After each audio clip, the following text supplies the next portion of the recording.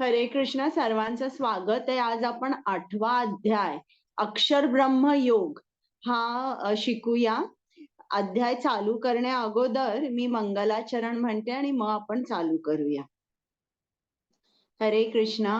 ओम अज्ञानतिमिरान्धस्य ज्ञानाञ्जनशलाकया चक्षुरुन्मीलितं येन तस्मै श्रीगुरवे नमः. श्रीचैतन्यमनोभीष्टं स्थापितं येन भूतले स्वयं रूप गदामह्यं ददाति स्वपदान्तिकं.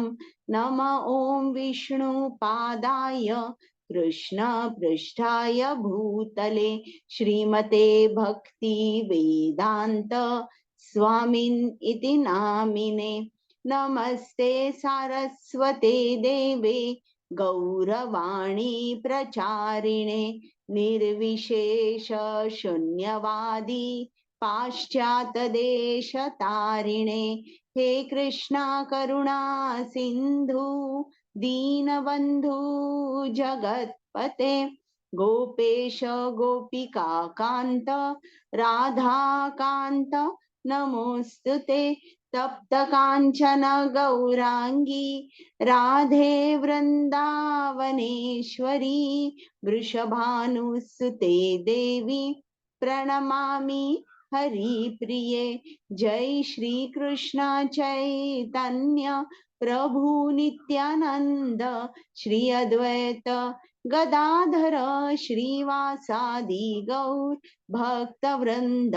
हरे कृष्ण कृष्ण कृष्ण हरे हरे, हरे राम राम राम हरे हरे. चालेल. आता आपण अक्षर ब्रह्म योग आज हा अध्याय करणार आहोत. त्या अगोदर मला तुम्हाला विचारायचं आहे की मी जर क्लास असा मध्ये घेतला सोमवार मंगळवार बुधवार तर तुम्हाला वेळ होत नाहीये का यायला? म्हणजे काय होतंय, तुमचं ऑफिस वगैरे असतंय किंवा काय? मला कारण 1-2 जणच आली. मी आता जे 7वा अध्याय 2 एक्स्ट्रा क्लासेस घेतले तर त्यात सगळेजण येऊ शकले नाही, तर म्हणून मला जाणायचंय. किंवा ग्रुपवर सुद्धा तुम्ही काही सांगत नाही, तर मला अनम्यूट करा आणि सांगा की तुम्हाला इंडिव्हिज्युअली कुठले 2 दिवस आणि शक्य आहेत. आता संडेला तर आपण घेतोच आहे. मी सोमवारी घेतला तर चालेल का? मंगळवार चालेल माताजी.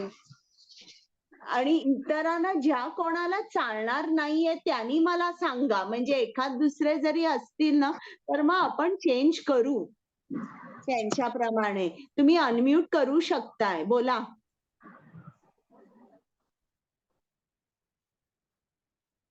कोणीच बोलत नाहीये का? म्हणजे मी असं धरून चालते की तुम्हाला चालणार आहे इतर कुठलेही दिवस 3ची टाइम. चालेल. आता आपण चालू करूया अक्षर ब्रह्म योग. कुमुद माताजी स्लाइड, आज कुमुद माताजी स्लाइड्स हे करणार आहेत आपल्यासाठी, चेंज करणार आहेत. आज मी माझ्या मोबाईल वरून जॉईन झाले. कुमुद माताजी.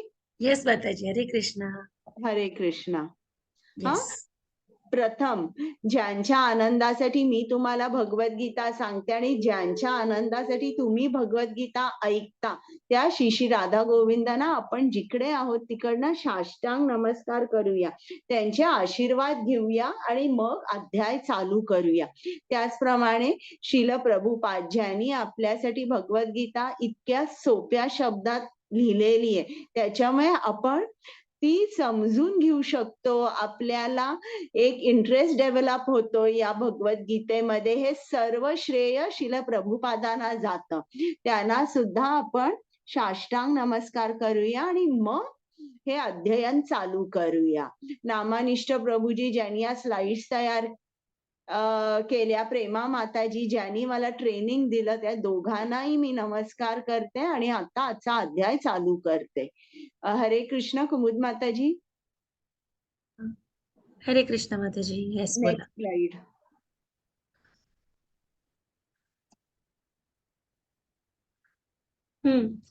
आता आपण 7व्या अध्यायात काय बघितलं, एक आपण समरी घेऊया.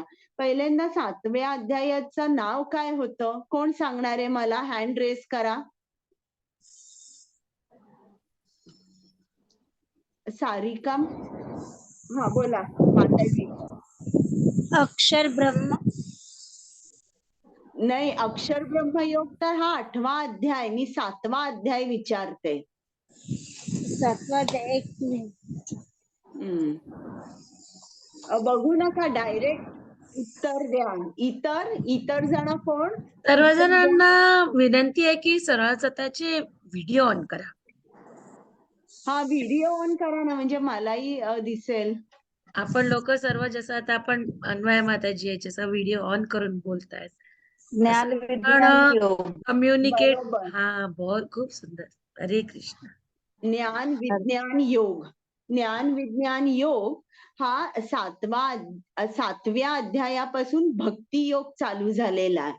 तर भक्ती योग सुरू करता करताच पहिल्यांदा कृष्णाने अर्जुनाला सांगितलंय की मी काय सांगतो ते ऐक, तच्छृणु, की श्रवण करणं हे खूप महत्वाचं आहे.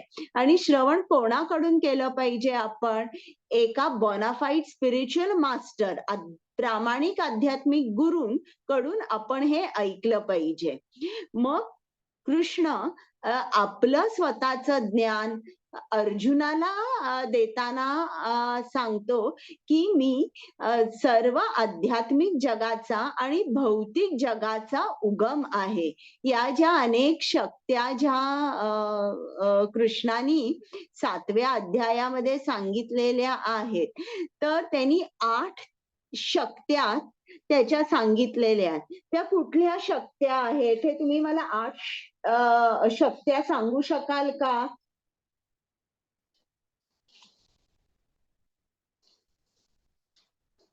कुठल्या आहेत त्या? 3-4 सांगितल्या तरी चालतील, ट्राय करा. अनम्यूट करून सांगा.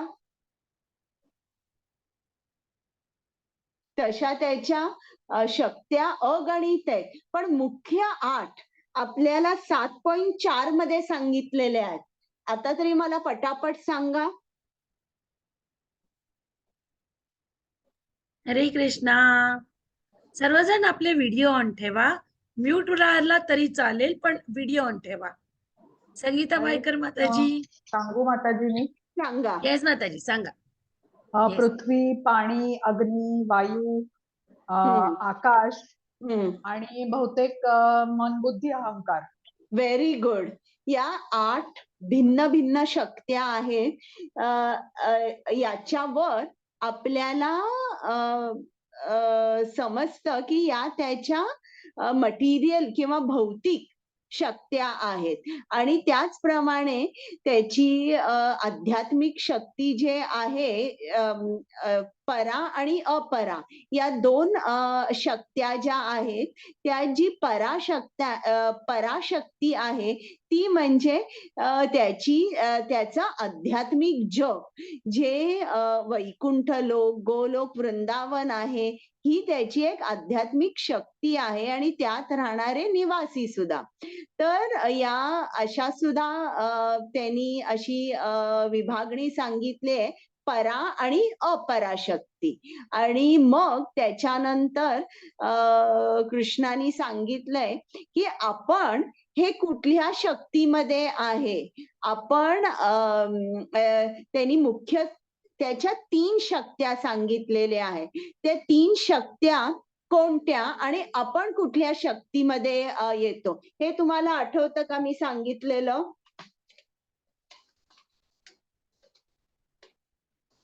सांगा बरं.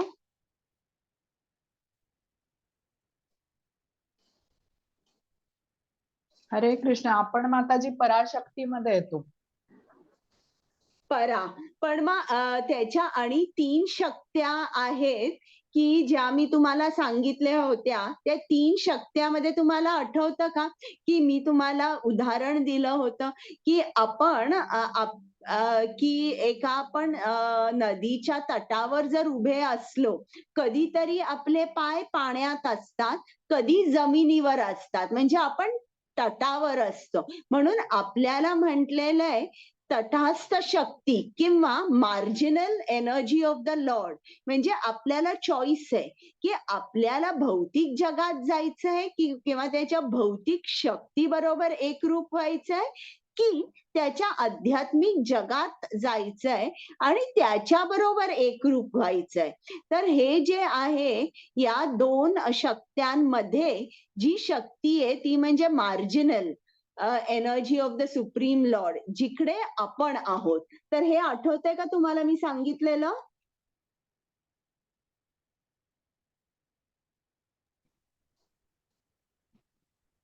बरं, चालेल. तर आता पुढे कुमुद माताजी, सेक्शन हे आपलं अजून चॅप्टर 7च चालू आहे. जरा Yes, याला माताजी. प्रश्न विचारते. बरं, हा. मला सांगा पुढे जाऊन कृष्णाने सांगितलंय की 4 तऱ्हेचे भक्त असतात की जे त्याला शरण जातात, किंवा 4 तऱ्हेचे व्यक्ती असतात जे त्याच्याकडे जातात, त्याचे भक्त होतात. तर ते 4 तऱ्हेचे भक्त कोणकोणते आहेत? कोण सांगणार आहे मला? कुमुद माताजी, एक स्लाइड आणि पाठीमागे घ्या. आपली अजून रिव्हिजनच चालू आहे. तुम्ही पटापट उत्तरं द्या म्हणजे आपल्याला नेक्स्ट चॅप्टरवर जायला Yes, सोपं माताजी. पडेल. अर्थ अर्थार्थी जिज्ञासू आणि ज्ञानी. Very good. तर इकडे कृष्णाने सांगितलंय की कुठले 4 तऱ्हेचे भक्त त्याच्याकडे जातात. त्यापैकी कृष्णाला कुठला भक्त प्रिय आहे? ज्ञानी. ज्ञानी. Very good, very good. ज्याला ज्ञान आहे तो कृष्णाला कधीच सोडत नाही, म्हणून त्याला ज्ञानी भक्त अतिशय प्रिय आहे. आणि त्यांनी सांगितलंय 4 तऱ्हेचे लोक, 4 तऱ्हेची माणसं जी त्याच्याकडे कधीच जात नाही. तर ती 4 तऱ्हेची जी माणसं आहेत ती कोणकोणती आहेत ते सांगू शकाल का तुम्ही? तुम्हाला आठवतं का एक गाढव दाखवलं होतं तिकडे, मूढ हरे म्हणतात कृष्ण. त्याला. हा, बोला. मूर्ख, नराधम, व्हेरी गुड, असुर आणि ज्याचं ज्ञान मायेने झाकलेलं आहे असे. करेक्ट. किंवा ज्याचं ज्ञान मायेने हिरावून घेतलेलं आहे. मायया परुत ज्ञाना. बरोबर आहे एकदम. तर ही लोक कधीच कृष्णाकडे जात नाही. आणि मग त्याच्यानंतर त्यांनी सांगितलंय आणि 2 लोक जी त्याच्याकडे जात नाहीत ते 7.20 to 25 मध्ये सांगितलंय. एक म्हणजे ज्यांच्या मनामध्ये खूप कामना असतात, म्हणून ते कृष्णाकडे न जाता माझी ही कामना आहे ती लवकरात लवकर कोण पुरवेल, त्वरित मला फळ कसं मिळेल. तर त्याचं वेदांमध्येच सांगितलेलं आहे की तुमच्या कामना पूर्तीसाठी तुम्ही देव देवतांकडे जा. म्हणून ते देव देवतांकडे जातात आणि त्यांची जी कामना आहे ती पुरी करून घेतात. तर ही लोक जे देव देवतांकडे खूप कामनेने ज्यांची बुद्धी आच्छादित झालेली आहे ते कधीच कृष्णाकडे जात नाही, देव देवतांकडे जातात. आणि जे इम्पर्सनलिस्ट आहे म्हणजे निर्विशेषवादी किंवा जे कृष्णाचं सगुण रूप मानतच नाही, ते म्हणतच ते असंच म्हणतात की कृष्ण हा इकडे यांनी हा मनुष्याचा अवतार घेऊच शकत नाही किंवा तो निराकार आहे, त्यांनी आता एक मनुष्य सदृश रूप घेतलेला आहे आणि परत तो निराकार होणार. तर अशी जी माणसं आहेत किंवा अशा तऱ्हेचं अशा तत्वाच्या पाठीमागे जे आहे, कृष्ण म्हणजे कोण, निराकार आहे. तर अशी लोक सुद्धा कृष्णाला शरण जाऊ शकत नाही. आणि मग कृष्णाने नंतर सांगितलंय की हा जो गोंधळ बुडालेला असतो. या गोंधळापासून मुक्ती कशी होते, तर ती ज्ञानाने मुक्ती होते. आणि मग 7.29 आणि 30 मध्ये कृष्णाने काही काही मोठे मोठे शब्द वापरलेले आहेत. आता आपण त्याचं पूर्ण सविस्तर उत्तर या 8व्या अध्यायामध्ये, तर त्यांनी कोणकोणते शब्द वापरलेले आहेत जे अर्जुनाला अजिबात समजलेले नाही. बघा, त्यांनी असं म्हटलंय अधिभूत, अधिदैव, अधि यज्ञ, अध्यात्म. मग त्यांनी अंतकाळाचं सुद्धा त्यांनी एक शब्द वापरलेला आहे, प्रयाण काले. तर अर्जुन आणिच गोंधळून जातो की अंतकाळाचं कृष्ण काय बोलत आहे आणि हे शब्द मला समजत नाहीये. अध्यात्म म्हणजे काय, अधियज्ञ म्हणजे काय, अधिदैव म्हणजे काय, हे मला काही समजत नाहीये. म्हणून आता या 8व्या अध्यायामध्ये, 8वा अध्याय सुरू होतो तो प्रश्नानेच सुरू होतो. अर्जुन कृष्णाला प्रश्न विचारत आहे. आता आपण ते एक एक प्रश्न कोणते आहेत ते बघूया. पण त्या अगोदर मला तुम्हाला सांगायचं की हा जो अध्याय आहे याचं नाव आहे अक्षर ब्रह्म योग. तर अक्षर ब्रह्म का म्हटलेलं आहे किंवा या अध्यायाचं नाव अक्षर ब्रह्म काय आहे, तर आता बघा वेदांमध्ये किंवा शास्त्रामध्ये कृष्णाला विविध नावाने संबोधलेलं आहे. तर तुम्ही काही नावं मला सांगू शकता का, कुठल्या कुठल्या नावानी कृष्णाला संबोधलं जातं?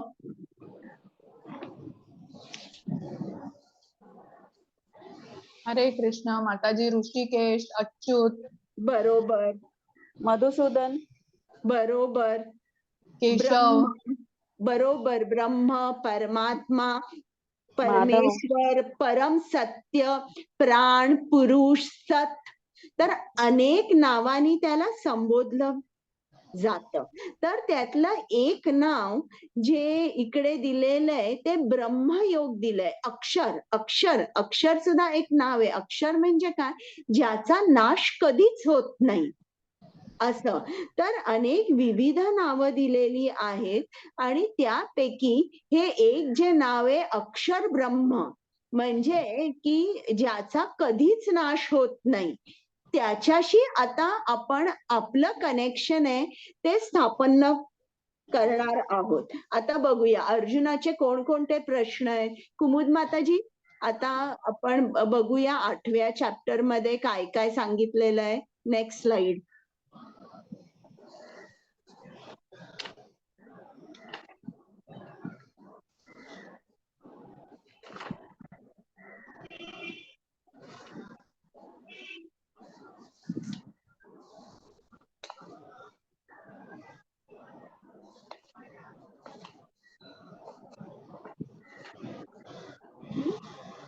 नेक्स्ट स्लाइड कुमुद माताजी.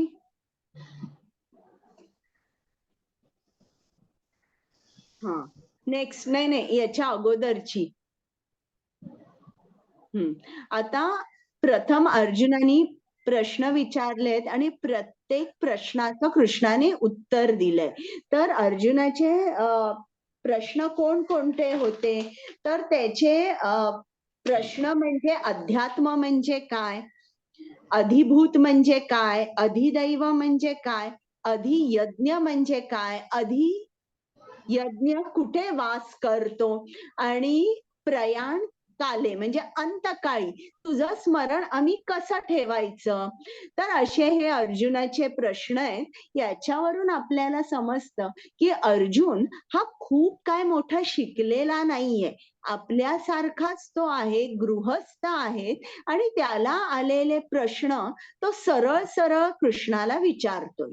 मग त्याच्यानंतर तुमच्या लक्षात येईल की कृष्णाने बराच काळ त्यांनी बऱ्याच श्लोकांवर मृत्यूवर कृष्णाने सांगितलेलं आहे की मृत्यू म्हणजे जणू काही आपल्या जीवनाची परीक्षा असते आणि त्या परीक्षेसाठी आपण जर जन्मभर त्याचा सराव केला, कुठला सराव करायचा आहे, कृष्णाचं स्मरण याचा सराव जर आपण केला तरच आपण अंतकाळी त्याचं स्मरण करू शकतो. मग त्याच्यानंतर चौथ्या भागामध्ये कृष्णाने सांगितलेलं आहे की शुद्ध भक्तीद्वारे तुम्ही माझं स्मरण करा. आणि एकसारखं कृष्णाने सांगितलंय की तुम्ही माझ्याकडे या आध्यात्मिक जगामध्ये या. जर अंतकाळी तुम्ही माझं स्मरण केलं तर तुम्ही माझ्याकडेच या.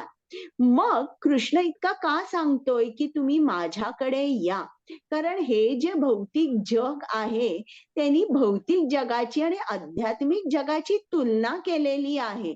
तेव्हा आपल्याला समजतं की हे जे आपलं भौतिक जग आहे ते राहण्याजोगं नाहीये. त्याच्यामध्ये खूप खूप क्लेश आहेत, जन्म, मृत्यू, जरा, व्याधी आहे. तर हे जे भौतिक जग आहे हे दुःखालयम अशाश्वतम आहे. हे कृष्णाने अर्जुनाला सांगितलंय. आणि मग नंतर शेवटी त्यांनी सांगितलंय की जो शुद्ध भक्त असतो तोच माझ्यापर्यंत पोहोचू शकतो. म्हणजे शेवटी परत इकडे त्यांनी सांगितलंय जो भक्ती करतो तो सर्वात श्रेष्ठ योगी असतो. आता नेक्स्ट स्लाइड कुमुद माताजी. पल्लवी माताजी आल्यात का? नाही नाही येत वाटतं. माताजी, नाही आल्या. हा, अनुवाद मी वाचेन माताजी. बरं चालेल. अनुवाद तुम्ही वाचा. पुढे हे बघा इकडे छान किती शील प्रभुपाद शांतपणे सर्वांच्या शंका ज्या आहेत ना त्या शंकांना उत्तर देत आहेत.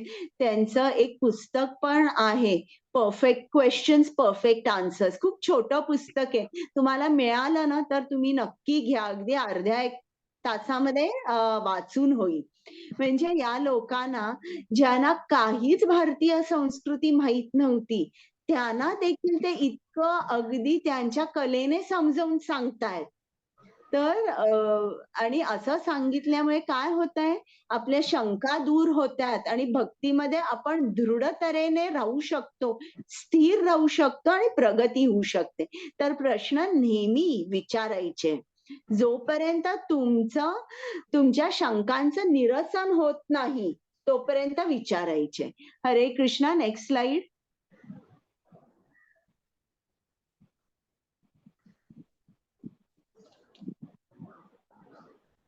आता श्लोक आहे. कुमुद माताजी तुम्ही श्लोक वाचा.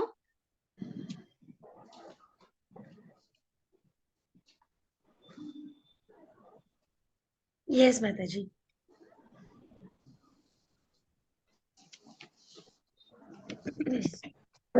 येस माताजी. येस. अर्जुन. ओके. अर्जुन उवाच किं तद् ब्रह्म किम् अध्यात्मम् किं कर्म पुरुषोत्तम अधिभूतं च किं प्रोक्तम् अधिदैवं किम् उच्यते. हरे कृष्णा. संगीता माताजी. हरे कृष्णा. हम्म. अर्जुनाने विचारले, हे पुरुषोत्तम, हे भगवान, ब्रह्म म्हणजे काय, आत्मा म्हणजे काय, सकाम कर्म म्हणजे काय, ही भौतिक सृष्टी म्हणजे काय आणि देवता कोण आहेत हे कृपया मला सांगा. हरे कृष्ण माताजी.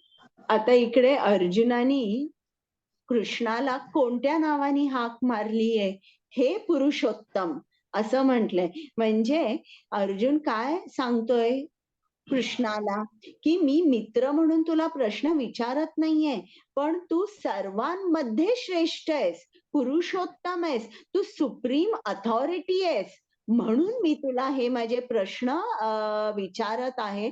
आणि अर्जुनाचे प्रश्न बघा, म्हणजे आपल्याला समजतं की अर्जुन सुद्धा खूप ज्ञानी नाही आहे किंवा अगदी संन्यासी आणि असा नाहीये. तो गृहस्थ आहे आणि त्याला सुद्धा आपल्या सारखेच प्रश्न आहे. तर आता इकडे ब्रह्मन म्हणजे काय किंवा ब्रह्म म्हणजे काय, एक असा प्रश्न आहे. तर आता जो जीवात्मा आहे त्याला सुद्धा ब्रह्म म्हटलं जातं. आणि जेव्हा आत्मा सुद्धा, आत्म्याचे वेगवेगळे तुम्हाला वैदिक शब्दकोशामध्ये त्याचे अर्थ देखील वेगवेगळे आहेत. काही जण आत्मा म्हणजे जीवात्मा म्हणतात, काही जण आत्मा म्हणजे तुमचं शरीर, शरीरात वास करणारा आत्मा, तुमचं मन आणि इंद्रिय असंही म्हटलं जातं. पण इकडे आत्मा म्हणजे जीवात्मा असा अर्थ आपण धरायचा आहे. आणि मग आता आपण 8.2 बघूया. कुमुद माताजी. येस माताजी. अधियज्ञ कथं कोत्र देहेऽस्मिन् मधुसूदन प्रयाणकाले च कथं ज्ञेयोऽस्मि नियतात्मभिः. हरे कृष्ण. हे मधुसूदन, यज्ञांचा अधिपती कोण आहे आणि या देहामध्ये तो कसा निवास करतो आणि भक्तीमध्ये युक्त झालेले मृत्यू समय तुम्हाला कसे जाणू शकतात? हरे कृष्ण. तर आता इकडे दुसऱ्या श्लोकामध्ये कृष्णाला त्यांनी मधुसूदन म्हटलेलं आहे. त्यांनी का मधुसूदन म्हटलंय? मधुसूदन म्हणजे ज्यांनी मधु राक्षसाचा वध केला तो मधुसूदन. आता इकडे अर्जुनाच्या मनामध्ये हे जे प्रश्न आहेत यांनी सुद्धा एका असुराचं रूप घेतलेलं आहे. जेव्हा आपल्या मनामध्ये प्रश्न असतात, शंका असते, तेव्हा आपण कधीही भौतिक प्रगती सुद्धा करू शकत नाही. आध्यात्मिक तर सोडाच, भौतिक सुद्धा. एखादा मुलगा असेल, त्याला समजत नसेल कुठला एखादा विषय, खूप शंका आहे, तर त्याला कधीच चांगले मार्क मिळू शकत नाही. त्याचप्रमाणे या जगात सुद्धा, अध्यात्मात मध्ये सुद्धा तुम्हाला शंका आले तर त्या शंकांना तुम्ही उन्मळून काढलं पाहिजे. तर अशा तऱ्हेने अर्जुन कृष्णाला मधुसूदन म्हणतो. आता इकडे हे जे सगळे प्रश्न आहेत ना, की ब्रह्म म्हणजे काय, सकाम कर्म म्हणजे काय, अधिभूत, अधिदैव, अधियज्ञ. तर प्रत्येक बघा, अधिभूत, अधियज्ञ असे शब्द वापरले. तर अधिचा अर्थ काय आहे? अभाव, ओव्हर द अभाव. समजला तुम्हाला? म्हणजे जो कंट्रोल करतो किंवा जो सुप्रीम आहे किंवा जो एक रूल करतोय ना, जो एक अधिष्ठाता आहे त्याला अधि म्हटलेलं आहे.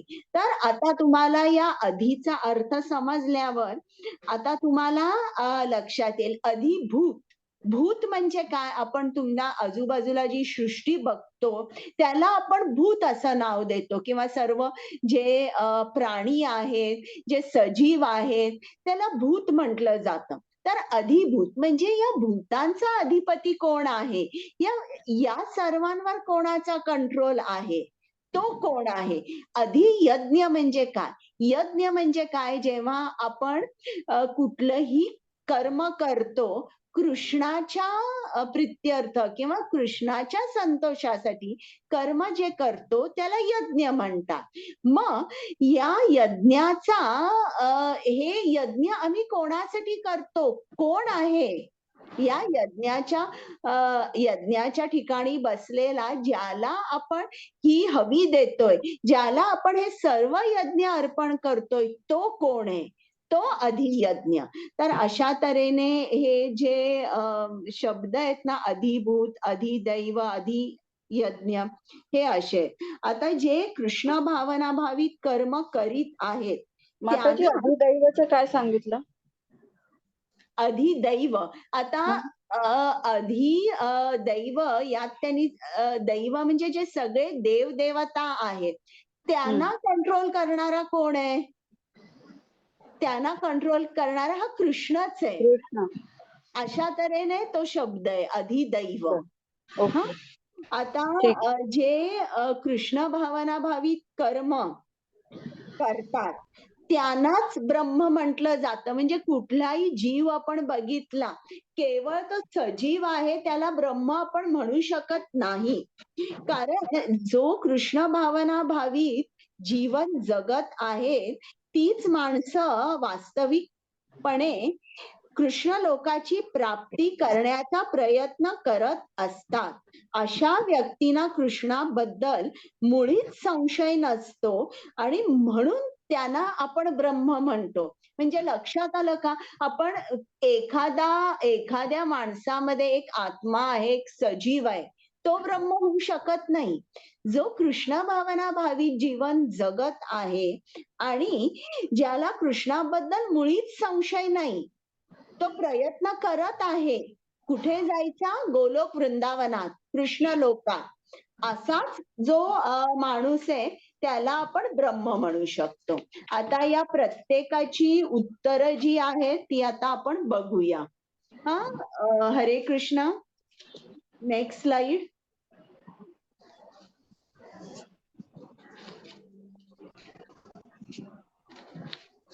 येस माताजी. नेक्स्ट. तर आता मी हे तुम्हाला प्रत्येक उत्तर समजावून सांगते. ब्रह्म किंवा ब्रह्मन म्हणजे काय? ब्रह्म म्हणजे जो जीवात्मा आहे, जो अविनाशी जीवात्मा आहे. तुम्हाला माहितीये आत्म्याचा नाश होऊ शकत नाही, म्हणून जो जीवात्मा आहे त्याला अविनाशी म्हटलंय. तर इकडे ब्रह्म किंवा ब्रह्मन म्हणजे जीवात्मा, ज्याचा कधीही नाश होऊ शकत नाही. आता त्याच्या पुढे अध्यात्म. अध्यात्म म्हणजे काय? जीवाचा नित्य स्वभाव. आता स्वभाव म्हटल्यानंतर आपल्याला काय आपल्या मनामध्ये येतं? कोणाचा स्वभाव खूप रागीट असतो, कोणाचा अतिशय दयाळू असतो, कोण खूप प्रेमळ असतात, कोण खूप दानशूर असतात. तर स्वभाव म्हणजे असे आपल्याला पटकन आपण असं म्हणतो. स्वभाव म्हटल्यावर आपल्याला माणसाचा स्वभाव लक्षात येतो. तसाच जो जीवात्मा आहे त्याचा एकच स्वभाव असतो, एकच स्वभाव. तो म्हणजे काय? की तुम्ही कृष्णाचे नित्य सेवक असता. Eternal servitor of Krishna. तुम्ही कृष्णाचे नित्य सेवक असता. हा जीवाचा किंवा जीवात्म्याचा मूळ स्वभाव आहे आणि त्या स्वभावाला अध्यात्म असं म्हटलेलं आहे. तर आता इकडे सुद्धा अध्यात्म म्हणजे अधिक आत्मा. आलं का तुमच्या लक्षात? आत्म्याला कंट्रोल करणारा कोण आहे? परमात्मा. इकडे आत्मा म्हणजे आपण जीवात्मे किंवा ब्रह्म सुद्धा आपण म्हणू शकतो की जीवात्म्याला ब्रह्म म्हटलंय. पण परब्रह्म किंवा परमात्मा हे फक्त कृष्णाला संबोधून आपण म्हणू शकतो, जीवात्म्याला नाही. आता पुढचं कर्म. कर्म म्हणजे काय? कर्म म्हणजे काय की आपण कुठलीही जेव्हा कृती करतो आणि त्या कृतीमुळे आपल्याला एक शरीर प्राप्त होतं. कुठलं शरीर प्राप्त होतं? ज्याचा नाश होणार आहे, नाशवंत शरीर प्राप्त होतं, याला कर्म म्हणतात. म्हणजे any action which gives a reaction. कुठली रिॲक्शन? एक दुसरी मटेरियल बॉडी जेव्हा आपल्याला प्राप्त होते तर ती जी कृती आपण करतो त्याला कर्म म्हणतात. आता पुढचं आहे अधिभूत. आता अधिभूत म्हणजे काय? जे तुम्ही तुमच्या आजूबाजूला सृष्टी पाहता त्या सृष्टीला अधिभूत म्हणतात. आता ज्याप्रमाणे मी तुम्हाला जीवाचा स्वभाव सांगितला, काय आहे की आपण कृष्णाचे नित्य सेवक असतो. म्हणजे जीवाचा स्वभाव काय आहे? सेवा करणे. कोणाची सेवा करणे? आपल्या इंद्रियांची नाही, कृष्णाची सेवा करणे. हा जीवाचा नित्य स्वभाव आहे. आता तर तुम्ही मला कोण सांगू शकाल की जे अधिभूत आहे त्याचा स्वभाव काय आहे? कोण सांगू शकेल? अधिभूत. इंद्रियांची सेवा करणे. बरं. आणि आध्यात्मिक. बरं. इकडे आपल्याला सांगितलंय अधिभूत. त्याचा स्वभाव काय आहे, की सारखा बदल होत होत राहणे. म्हणजे हे तुम्ही आजूबाजूला जे हे बघताय प्रकृती याचा एक सारखा बदल होते बघा. हवामान बघा, आता केवढं उकडतंय आणि 2 दिवसांनी पाऊस पडून थंड होईल. किंवा जर तुम्ही आपलं स्वतःचं शरीर बघितलं तर त्या शरीरामध्ये एक सारखे चेंजेस होत असतात. शिला प्रभुपादांनी तात्पर्यामध्ये लिहिलंय की आपल्या शरीरामध्ये 6 बदल होत असतात प्रत्येक. ते म्हणजे काय, पहिला म्हणजे आपला जन्म होतो, मग आपली वाढ होते, मग त्याच्यानंतर वाढ पूर्ण झाल्यावर तुम्ही आणि दुसऱ्या रिप्रोडक्शन म्हणजे तुम्ही जन्म देता बाळाला. मग त्याच्यानंतर काही काळ तुमचं शरीर तसंच राहतं. म्हणजे तुमची जी वाढ झालेली असते आता वाढ होत नाही, वाढ थांबलेली असते. मग त्याच्यानंतर हळूहळू तुमच्या अंगामधली शक्ती कमी होते आणि मग अंतिम म्हणजे तुम्ही हे शरीर सोडून जाता, म्हणजे नाश होतो या शरीराचा. तर हे 6 बदल होत असतात आणि हा स्वभाव जो आहे हा प्रकृतीचा स्वभाव आहे. एक सारखं चेंज होत राहणं किंवा एक सारखं बदल जो आहे हा प्रकृतीचा स्वभाव आहे. आता त्याच्या पुढे अधिभूत सांगितलं. अधिदैव. अधिदैव म्हणजे काय, कृष्णाचं जे विराट रूप आहे त्यामध्ये सर्व देव देवतांचा समावेश आहे, त्याला अधिदैव म्हणतात. आता जे इकडे तुम्ही नंतर 11व्या अध्यायात ती स्लाइड बघितली असेल, कृष्णाचं विराट रूप. त्याच्यामध्ये बघा ते सगळे देव देवता आहेत. तर हे जे कृष्णाचं विराट रूप आहे ज्यामध्ये देव देवता पण आहेत. तर कोणी असं म्हणू शकेल की याच्यामध्ये मी देवदेवतांची पूजा करतो, म्हणजे देवदेवतांची पूजा करतो म्हणजे कृष्णाचीच केल्यासारखी आहे. तर खरं म्हटलं तर उलट आहे की कृष्णाची जेव्हा आपण पूजा करतो तेव्हा ती इतर देव देवतांना सुद्धा मिळते. ज्याप्रमाणे आपण झाडाच्या मुळाला पाणी घातल्यावर ते पाणी सर्व पानांना, फळांना, फुलांना मिळतं, त्याचप्रमाणे जेव्हा आपण कृष्णाच्या विराट रूपाची पूजा करतो त्याचप्रमाणे हे जे इतर देव देवता आहेत हे कृष्णाचे एक एक भाग आहेत, एक एक भाग किंवा पार्ट्स अँड पार्सल्स आहेत. त्यांना सुद्धा ते सुद्धा आनंदित होतात जेव्हा आपण कृष्णाची पूजा करतो. पण वाईस वर्सा म्हणजे आपण जर देव देवतांची पूजा जर केली तर ती कृष्णापर्यंत पोहोचत नाही. आपल्याला कृष्णाचीच पूजा करावी लागते, कारण कृष्ण हा मूळ आहे. आणि हे जे अधिदैव किंवा हे जे कृष्णाचं विराट रूप आहे ते कोणासाठी आहे, की जो एक भक्त नवीन नवीन आलेला आहे कृष्ण भावना भावित जीवनामध्ये आणि त्याला पटत नाहीये अजून की कृष्णाचं सगुण रूप असू शकेल. मग कृष्ण काय सांगतो, ठीक आहे तुम्हाला नाही पटत आहे ना, तर तुम्ही हे जे पूर्ण ब्रह्मांड आहे या ब्रह्मांडामध्ये मीच आहे. जेव्हा तुम्ही सूर्याकडे चंद्राकडे बघाल तेव्हा तुम्ही माझ्या डोळ्यांकडेच बघत आहात. जेव्हा तुम्ही पर्वतांकडे बघाल, पर्वत म्हणजे माझ्या शरीरातली हाडं आहेत. जेव्हा तुम्ही वृक्ष, वेली, झुडपं बघता तेव्हा हे लक्षात घ्या ते माझ्या शरीरावरचे केस आहेत. तर अशा तऱ्हेने हे जे विराट रूप आहे त्याच्यामध्ये पूर्ण प्रकृती आहे आणि ज्या कोणाचा कृष्णाच्या श्याम सुंदर रूपावर विश्वास नाही बसत आहे की असं कसं असू शकेल, त्यांना विराट रूपाची जरी त्यांनी पूजा केली तरी कृष्ण सांगतो की ते योग्य मार्गावरच चालताय आणि नंतर त्यांची जी भक्ती आहे ती वृद्धंगित होईल आणि ते सुद्धा माझ्यापर्यंत येऊन पोचतील. आता पुढे हे अधिदैव झालं, मग अधियज्ञ. यज्ञ म्हणजे काय, आता मी तुम्हाला सांगितलं की कृष्ण भावना भावी जीवनामध्ये यज्ञ म्हणजे जेव्हा आपण कृष्णाच्या संतोष प्रित्यर्थ कुठलंही कार्य कुठलंही कर्म करतो त्याला आपण यज्ञ म्हणतो. आता इकडे जे यज्ञ सांगितलेला आहे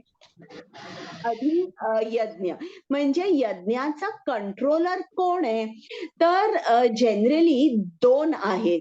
एक म्हणजे वेदांमध्ये सांगितलंय की इंद्र आणि दुसरा म्हणजे विष्णू, हे दोन सांगितलेले.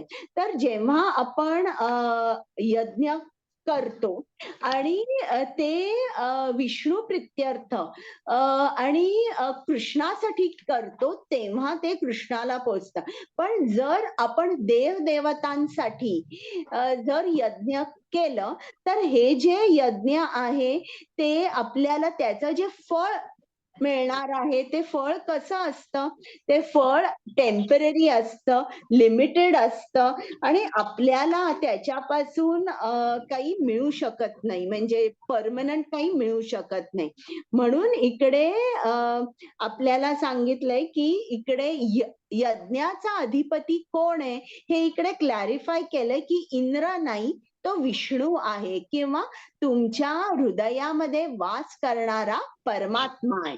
तर तो या सर्व यज्ञांचा भोक्ता आहे. तुम्हाला 5.29 मध्ये सांगितलेलं आहे, भोक्ताराम यज्ञ तपसाम, सर्व यज्ञांचा आणि तपसांचा मी भोक्ता आहे.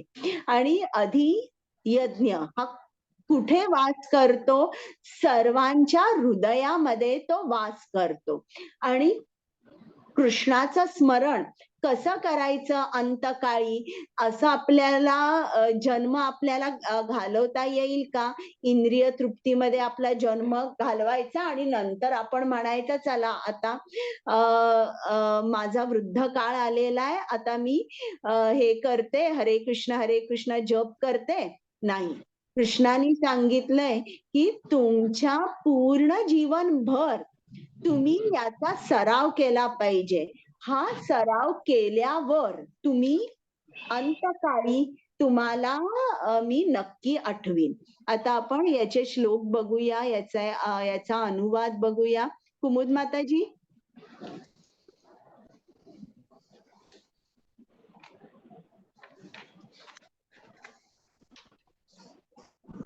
हरे कृष्ण.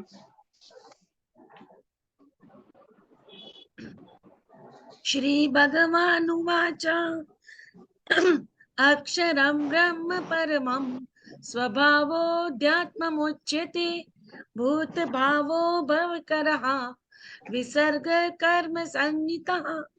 हरे कृष्ण हरे माताजी. कृष्ण. श्री भगवान म्हणाले, अविनाशी दिव्य जीवाला ब्रह्म म्हटले जाते आणि त्याच्या नित्य स्वभावाला अध्यात्म असे म्हणतात. जीवांच्या प्राकृत देहाच्या उत्पत्तीस कारणीभूत असणाऱ्या कार्यांना कर्म किंवा सकाम कर्म असे म्हणतात. हरे कृष्ण.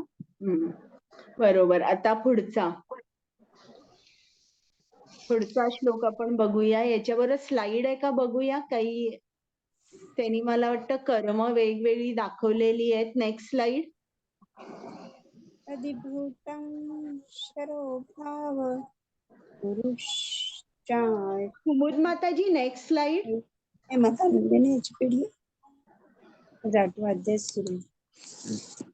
हा बघा, इकडे त्यांनी कर्म दाखवली आहेत. तुम्ही चांगलं कर्म केलं तर तुम्हाला चांगलं शरीर मिळतं आणि तुमची प्रगती होते. पण तुम्ही जर वाईट कर्म किंवा निषिद्ध कर्म केली तर तुम्ही मात्र तुमचं पतन होतं आणि तुम्हाला खालच्या योनीत जावं लागतं. आता इकडे बघा सर्वात खाली त्यांनी दाखवलाय एक माणूस परस्त्री गमन करतो. कृष्ण त्याच्या हृदयात बसलेला आहे परमात्मा म्हणून आणि याच्यात काय विचार चाललेले आहे याला तो साक्ष आहे. मग तो काय विचार करतो, अरे हे मनुष्य शरीर मी तुला एका दुसऱ्या उद्देशाने दिलेलं आहे, पण तुला या गोष्टी करायच्या असेल तर मी तुला कुत्र्याचं शरीर देईन आणि मग त्याला पुढच्या जन्मी कुत्र्याचं शरीर मिळतं. कुमुद माताजी ती स्लाइड गेली. मग त्याच्यानंतर त्यांनी एक चित्र दाखवलंय की एक माणूस आहे, खूप खादाड आहे. सर्व जे काय समोर येईल ते खातो, विचार करत नाही हे व्हेज आहे, नॉन व्हेज आहे, शरीराला योग्य आहे, योग्य नाहीये. तर अतिशय खादाड जी लोक आहेत. मग कृष्ण काय म्हणतो, अरे तुमचं जीवन खाण्यातच चाललेलं आहे, काय तुम्ही विचार करताय, एकसारखं खाण्याचा विचार करताय? मग तुम्हाला मी शरीर डुकराचं देईन आणि मग तो त्याला डुकराचं शरीर देतो. त्याच्या वरची स्लाइड जी आहे तिकडे दाखवलेलं आहे की जो माणूस आहे तो चांगली कर्म करतोय. वेदांमध्ये लिहिलेलं असतं ना, अन्नदान करा, गरीब लोकांना मदत करा, औषधं द्या, वस्त्रदान करा. तर अशी कर्म केल्यानंतर त्याला काय मिळतंय? त्याला स्वर्ग लोकाची प्राप्ती झालेली आहे. पण जो कर्म कृष्णासाठी करतोय, जो कृष्णाच्या भक्तीमध्ये एक सारखा मग्न आहे, त्याला काय मिळतात? तो कृष्ण लोकात जातो, गोलोक वृंदावनात. कुमुद माताजी ती स्लाइड गेलीये तुमची.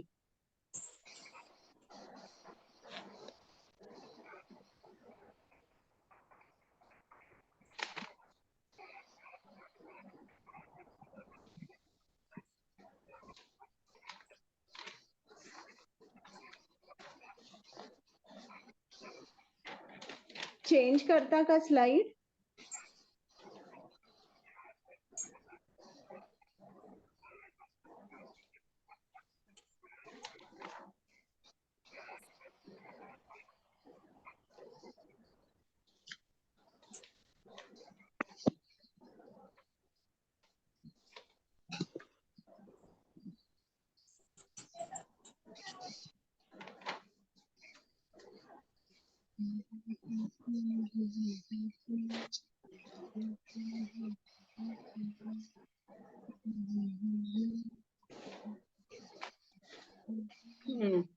पुढे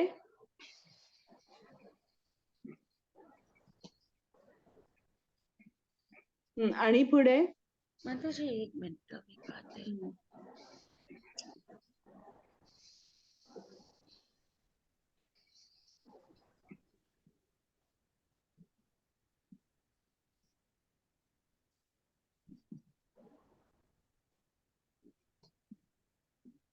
एक मिनिट माताजी.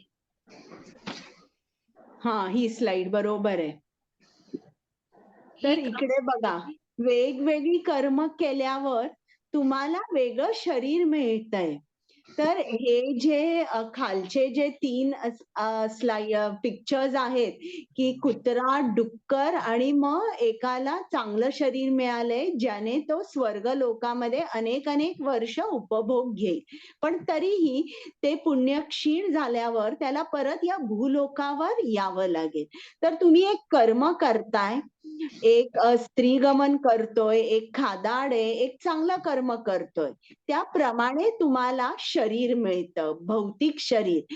पण जो कृष्णाच्या भक्तीत आहे, जो अकर्म करतोय, त्याला मात्र दिव्य शरीर मिळतं आणि त्याला परत या पृथ्वीवर यावं लागत नाही.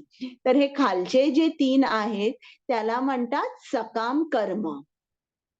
आता पुढचं हे बघूया आपण 8.4.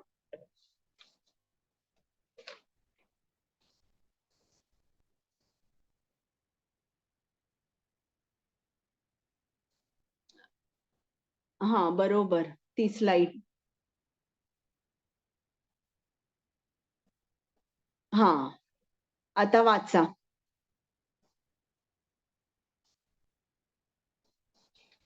येस माताजी. अधिभूतं क्षरो भावः पुरुषश्चादिदैवतम् अधियज्ञोऽहमेवात्र देहे देहाभृतांबर. हरे कृष्णा. संगीता माताजी अनुवाद. माताजी अनम्यूट व्हा. हे देहभूतांवर निरंतर परिवर्तनशील असणाऱ्या भौतिक प्रकृतीला अधिभूत असे म्हणतात. चंद्र सूर्यासारख्या देवदेवतांचा समावेश असणाऱ्या परमेश्वराच्या विराट रूपाला अधिदैव असे म्हणतात. आणि प्रत्येक देहधारी जीवामध्ये परमात्मा रूपाने मी पुरुषोत्तम भगवान वास करतो आणि मलाच अधियज्ञ यज्ञांचा अधिष्ठाता असे म्हटले जाते. हरे कृष्ण. तर आता इकडे बघा, त्यांनी एक छान उदाहरण दाखवलंय की भौतिक प्रकृती जी असते ती एकसारखी बदलत असते. तर हे फुलपाखरू झालंय, पण फुलपाखरू याचा जन्म कसा होतो बघा, ती एक अळी असते आणि मग हळूहळू तिचं रूपांतर त्या फुलपाखरामध्ये होतं. त्याचप्रमाणे आपली ही जी प्रकृती असते ती एकसारखी बदलत असते. मग मी तुम्हाला आपल्या शरीरातले 6 बदल कोणकोणते होतात ते सांगितले. आता आपण पुढे जाऊया.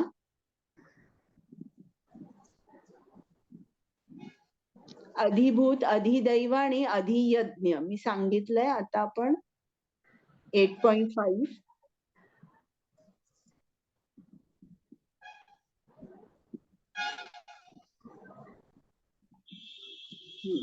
आता या सेक्शन मध्ये 8.5 to 8.8 मध्ये कृष्णाने आपल्याला अगदी सांगितलेलं आहे की तुम्ही मरणाच्या वेळेला अंतकाळी माझाच विचार करा, माझं स्मरण करा, मग तुम्ही माझ्याकडे याल आणि तुम्ही ज्याचा विचार कराल किंवा ज्या भावात तुम्ही देहत्याग कराल त्याच भावाची प्राप्ती तुम्हाला होईल.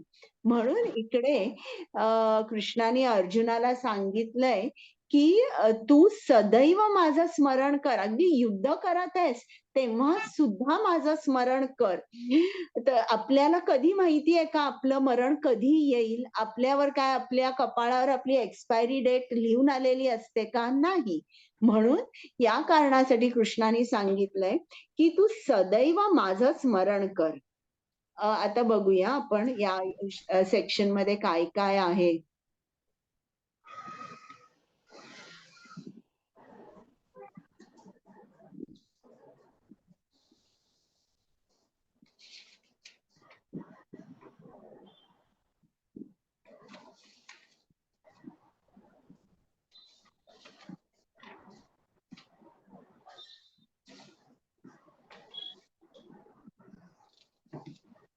नेक्स्ट स्लाइड कुमुद माताजी. येस माताजी काय म्हटलं? पुढची स्लाइड. येस.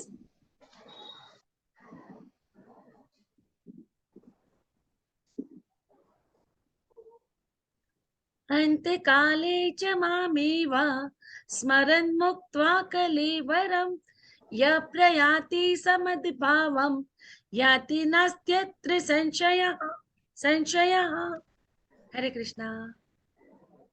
आणि अंतकाळी केवळ माझे स्मरण करीत जो आपला देहत्याग करतो तो तात्काळ माझ्या प्रकृतीची प्राप्ती करतो, यात मुळीच संशय नाही. हरे कृष्णा. म्हणजे यात श्रीला प्रभुपादांनी सांगितलं की स्मरण हा शब्द खूप महत्वाचा आहे. ज्याची चित्तशुद्धी झाली नाहीये तो कधीच कृष्णाचं स्मरण करू शकत नाही.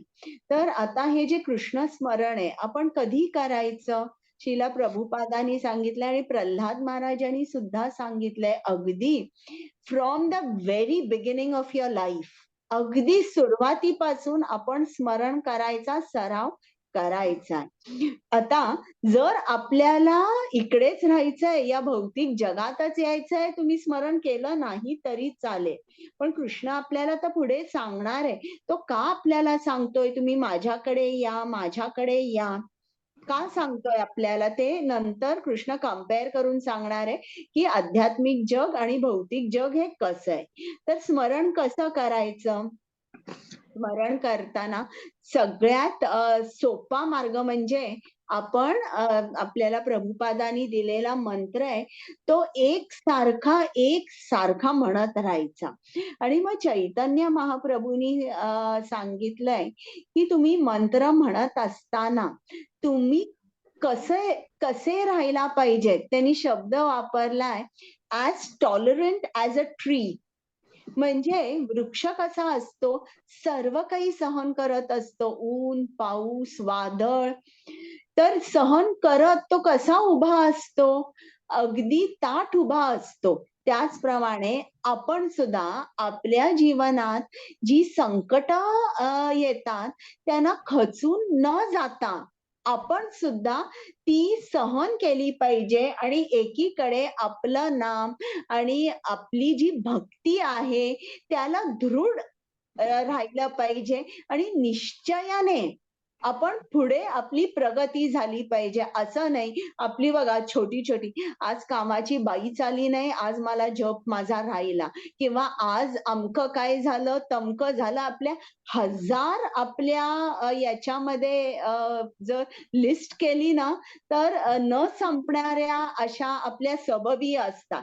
तर आपल्याला चैतन्य महाप्रभूंनी काय सांगितलंय की जप करताना तुम्ही लक्षात ठेवा you must be as tolerant as a tree. आणि त्यांनी म्हटलेलं आहे पुढेही चैतन्य महाप्रभूंनी सांगितलंय की जो माणूस हरे कृष्ण महामंत्र म्हणतो त्याला खूप समोर अडथळे असतात. असं नसतं की तो आता महामंत्र म्हणतोय म्हणून सगळं त्याचं लाईफ एकदम कम्फर्टेबल झालंय, घरची लोक त्याला साथ देतात, आजूबाजूनी सगळं झालं नाही. त्यांनी तेच सांगितलंय की हे जी छोटी छोटी संकट आहेत त्यांना तुम्ही सहन करा. हे सहन केल्याने काय होईल, तुम्हाला कृष्ण स्मरणाचा सराव जो आहे तो पक्का होत जाईल आणि मग शेवटी अंतकाळी तुम्ही कृष्णाचं स्मरण करू शकाल. तर आता कुमुद माताजी जरा श्लोक नंबर 8.2 आहे. इकडे माझं पान आहे 300 पानावर आहे. तर हे थोडस जरा कुलशेखर राजाचं वाचायचं आहे. येस माताजी. इकडे स्टार्टिंग थर्ड पॅरेग्राफ आहे 8.2 चा. त्याच्यात दिलंय या श्लोकातील प्रयाण काले हा शब्द अत्यंत महत्वपूर्ण आहे. या श्लोकातील प्रयाण काले हा शब्द अत्यंत महत्वपूर्ण आहे, कारण आयुष्यभर केलेल्या कार्यांची अंतकाळी परीक्षा होते. कृष्ण भावनेमध्ये अविरतपणे युक्त असणाऱ्या व्यक्तीविषयी जाणण्यास अर्जुन अत्यंत उत्सुक आहे. मृत्यूच्या क्षणी त्याची काय स्थिती असते? मृत्यूसमयी सर्व शारीरिक कार्ये विस्कळीत होतात आणि मन अस्वस्थ होते. याप्रमाणे शारीरिक स्थिती व्याकुळ झाल्यामुळे भगवंताचे स्मरण होऊ शकत नाही. महान भक्त कुलशेखर महाराज भगवंतांना प्रार्थना करताना म्हणतात, हे भगवंत, आता मी निरोगी आहे आणि मला या निरोगी अवस्थेतच त्वरित मृत्यू यावा, म्हणजे माझ्या मनाचा राजहंस तुमच्या चरण कमलांमध्ये प्रवेश करू शकेल. या ठिकाणी हे रूपक योजिले आहेत, कारण राजहंसाला कमल पुष्पाच्या ताटव्यात प्रवेश करण्यास आनंद वाटतो आणि कमळांच्या ताटव्यात प्रवेश करण्याची क्रीडा करण्याकडे त्याला स्वाभाविक ओढ असते. कुलशेखर महाराज भगवंतांना म्हणतात, आता माझे मन अविचल आहे आणि मी निरोगी आहे. मला जर आता तुमच्या चरण कमलांचे चिंतन करताना त्वरित मृत्यू आला तर निश्चितच माझ्या भक्तिमय सेवेला पूर्णत्व प्राप्त होईल. परंतु मी नैसर्गिक मृत्यूची वाट पाहिली तर माझे काय होईल हे मला कळत नाही. मरणाच्या वेळी सर्व शारीरिक क्रिया विस्कळीत होतील. कंठ रुद्ध होईल आणि मी तुमच्या नाम जप करू शकणार नाही. म्हणून मी त्वरित मेलेलेच उत्तम आहे. मनुष्य मृत्यू समयी श्रीकृष्णाच्या चरण कमलांवर आपले मन कसे स्थिर करू शकतो याविषयी अर्जुन प्रश्न विचारित आहे. हरे कृष्ण. आता इकडे बघा, इकडे तुम्ही भीष्म पितामह दाखवलेले आहेत आणि त्यांच्या शरीरामध्ये इतके बाण आर पार गेलेले आहेत, तर त्यांना किती वेदना होत असतील. तरी त्यावेळेला काय होतं, आता बघा, पहिल्यांदा युद्ध जेव्हा सुरू व्हायचं असतं तेव्हा अर्जुन युद्धाला तयार नसतो. तो काय म्हणतोय, सगळे माझे स्वजन वगैरे आहेत, मी यांना कसं मारू, मी काही युद्ध करणार नाही. मग कृष्ण अर्जुनाला समजावून सांगतो आणि अर्जुन युद्ध करतो. आता युद्ध झाल्यावर इतकी गावाची गावं उद्ध्वस्त झालेले असतात, इतके शव असतात आणि हे सगळं बघून युधिष्ठिर महाराजांचं मन खिन्न होतं आणि ते आता राज्य करायला तयार नसतात. म्हणून कृष्ण काय करतो, त्यांना भीष्म पितामहाकडे घेऊन येतो आणि भीष्म पितामहांना सांगतो की तुम्ही युधिष्ठिर महाराजांकडे बोला. आणि याचं खूप छान त्यांनी वर्णन केलेलं आहे पहिल्या स्कंदामध्ये भागवतमच्या. तर इकडे बघा, यांच्या हे बाण गेलेले असतात आर पार, किती वेदना होत असतील त्यांना. तर आपल्याला सुद्धा असं म्हणतात, मरताना जसे 1000 विंचूनी जर आपल्याला चावलं तर आपल्याला किती त्रास होईल, किती वेदना होतील. अशा मरणाच्या वेळेला वेदना असतात की जेव्हा त्या वेळेला जर तुम्ही म्हटलं की मला कृष्णाचं स्मरण झालं पाहिजे, तर ते जवळजवळ अशक्य असतं. म्हणून जर तुम्ही कृष्णाची भक्ती पहिल्यापासून केली तर मग तुमची कशी स्थिती होते, या भीष्म पितामहांसारखी होते. भीष्म पितामहांना एवढे बाण आर पार घेऊन त्यांचं मन जे आहे ते कृष्णाशी अटॅच्ड होतं आणि जेव्हा मन कृष्णाकडे अटॅच होतं तेव्हा तुमच्या शरीराला कितीही त्रास झाला तरी तो त्रास तुम्ही सहन करू शकता, किंवा तुमचं मनच शरीरावरून उठलेलं असतं आणि कृष्णाकडे गेलेलं असल्यामुळे त्या त्रासाचा परिणाम होत नाही. आता तुम्हाला साधी गोष्ट सांगते बघा, एक लहान मुलगा आहे आणि त्याला काहीतरी, आता समजा जर त्याचा हात चिमटलाय आणि जोर जोरात ते लहान मूल रडतंय आणि तेव्हा समजा जर त्याला सांगितलं, अरे हे बघ वर बघ, वर बघ, ते विमान आहे किंवा पंखा बघ कसा गोल गोल फिरतोय, तुमच्या लक्षात येतं का 1 ते 2 मिनिट मूल रडायचं थांबतं आणि वर बघतं. मग इकडे काय होतं, शरीरावरून त्याचा जो कॉन्शियसनेस असतो किंवा त्याचं मन असतं ते कुठे गेलेलं असतं, आकाशात पक्ष्याकडे, विमानाकडे किंवा पंख्याकडे, आणि मग 2 मिनिटं तो रडायचं बंद करतो. हे भौतिक उदाहरण झालं आणि हेच उदाहरण तुमच्या आध्यात्मिक जीवनासाठी सुद्धा योग्य आहे. जेव्हा तुम्ही पूर्ण मन तुमचं कृष्णाकडे ठेवता, कृष्ण कमल चरणांवर ठेवता, त्यावेळेला आणि हा सराव जेव्हा पहिल्यापासून करता तेव्हा मात्र कितीही जरी मृत्यू समयी वेदना असतील तरी आपण कृष्णाच्या स्मरणात राहू शकतो. त्या वेदनाचा शरीराला त्रास होतो पण मन कृष्ण कमलचरणी असतं. आणि मग पुढच्या श्लोकांमध्ये कृष्णाने सांगितलंय की त्याचा फायदा काय होतो. तर आता जेव्हा आपण विचार करतो कृष्णाने सांगितलंय तुम्ही माझं स्मरण करा. तर आपण अंतकाळी बघा, जेव्हा आपलं पूर्ण जीवनभर आपण कुठला विचार करत असतो, आपल्या नित्य सवयी काय असतात आणि आपला संग बरोबर असतो, या 2 गोष्टी म्हणजे आपला संग आणि आपले नित्य विचार काय असतात, हे ठरवतात की अंतकाळी आपल्या मनामध्ये कोण असेल. तर आपल्याला हे लक्षात ठेवलं पाहिजे की आता आपले विचार आपण किती वेळा कृष्णाबद्दल विचार करतो. एकदा सकाळी जप, एकदा रात्री जप केला की बंद करतो का आपण? इतर वेळेला भौतिकाचा विचार करतो का? तर आपल्यालाच आपली परीक्षा घ्यावी लागते. कारण आता जर आपली परीक्षा घेतली नाही, आपणच घेतली नाही, तर अंतकाळ आल्यानंतर आपण एकदम परीक्षेला जर बसलो तर सांगता येणार नाही की आपण पास होऊ की नाही. तर एक ती गोष्ट आहे बघा, एक पोपट असतो आणि त्याचा मालक त्यांनी शिकवलं असतं पोपटाला राम राम राम म्हण, आणि तो दिवसभर अगदी राम राम राम म्हणत असतो. आणि एक दिवस काय होतं की त्या पोपटाचा पिंजरा असतो तो उघडा राहतो आणि मग तिकडे एक मांजर येतं आणि ते मांजर त्याचा गळा पकडतं.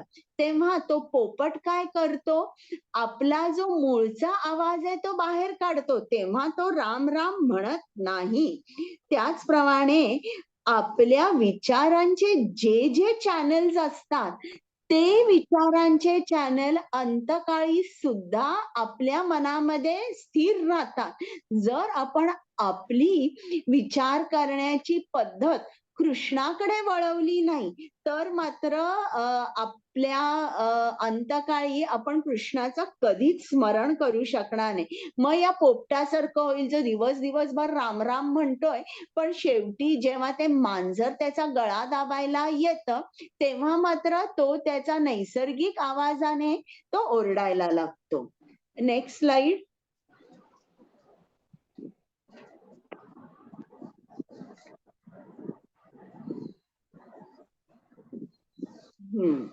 आता हे इकडे त्यांनी युधिष्ठिरांचं एक उदाहरण दिलेलं आहे. ही एक छोटी गोष्ट आहे, मी वाचते.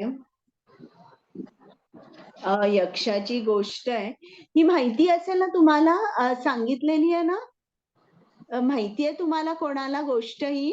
हो, माहिती आहे माताजी. बरं, तर मी हा श्लोक वाचते. आहे अहनी अहनी भूतानि गच्छन्ति हायमालयं शेषस्थावरमिच्छन्ति किम आश्चर्य अतः परम.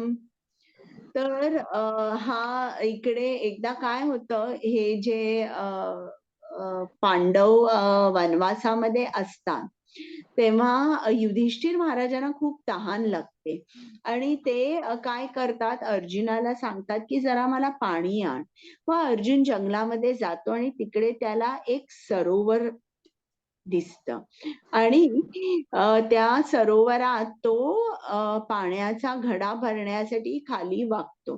तितक्यात तिकडे एक यक्ष येतो आणि यक्ष त्याला सांगतो की तू या सरोवरातून पाणी घेऊ नकोस, तुला पाणी घ्यायच्या अगोदर माझ्या प्रश्नांची उत्तरं दिली पाहिजे. तर अर्जुनाला वाटतं पाणी पिण्यासाठी या माणसाची कशाला उत्तरं दिली पाहिजे, म्हणून तो लक्ष देत नाही आणि त्यालाही तहान लागली असते म्हणून तो पाणी पितो आणि घडा भरतो.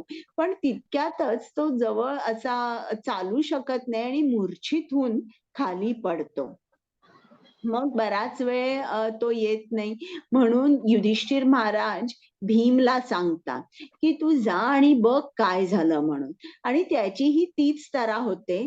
तो यक्ष त्याला म्हणतो पाणी घेऊ नकोस, पण भीम ऐकत नाही आणि तोही मूर्छित येऊन पडतो. मग नकुल सहदेव जातात आणि त्यांचीही तीच तऱ्हा होते. मग युधिष्ठिर महाराज जातो आणि तो पाणी बघतो आणि पाणी घेण्यासाठी वागतो तेव्हा यक्ष येतो आणि त्याला सांगतो की तू पाणी पिऊ नकोस, हे बघ तुझ्या भावांची काय स्थिती झालेली आहे. आणि त्यांना बघितल्यावर तो म्हणतो की तू यांना परत जीवनदान दे. तेव्हा यक्ष म्हणतो की मी तुला काही प्रश्न विचारीन, 3 प्रश्न विचारीन, त्याची तू सर्वांची उत्तरं बरोबर जर दिलीस तर तू तुझ्या या भावांना परत घेऊन जाऊ शकतो. तर त्यातला एक प्रश्न असा असतो की या जगातलं सर्वात मोठं आश्चर्य कोणतं? तर तेव्हा युधिष्ठिर महाराज उत्तर सांगतात की हजारो लाखो जीव हे रोज यमालयात प्रवेश करत आहेत, म्हणजे यमाकडे चाललेले आहेत, म्हणजे त्यांना मरण आलेलं आहे.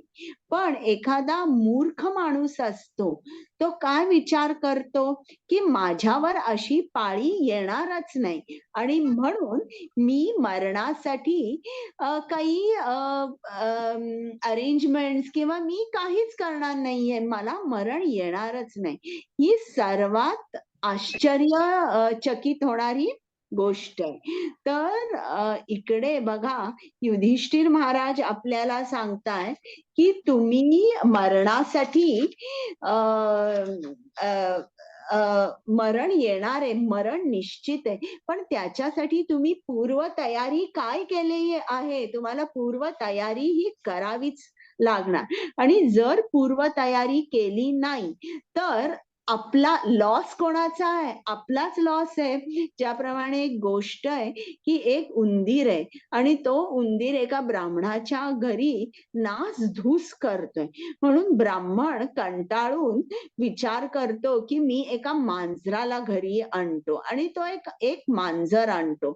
आता हे मांजर बघितल्यावर तो उंदीर विचार करतो की आता मी माझ्या बिळाच्या बाहेर कसा येऊ? हे मांजर माझा फडशा पाडेल.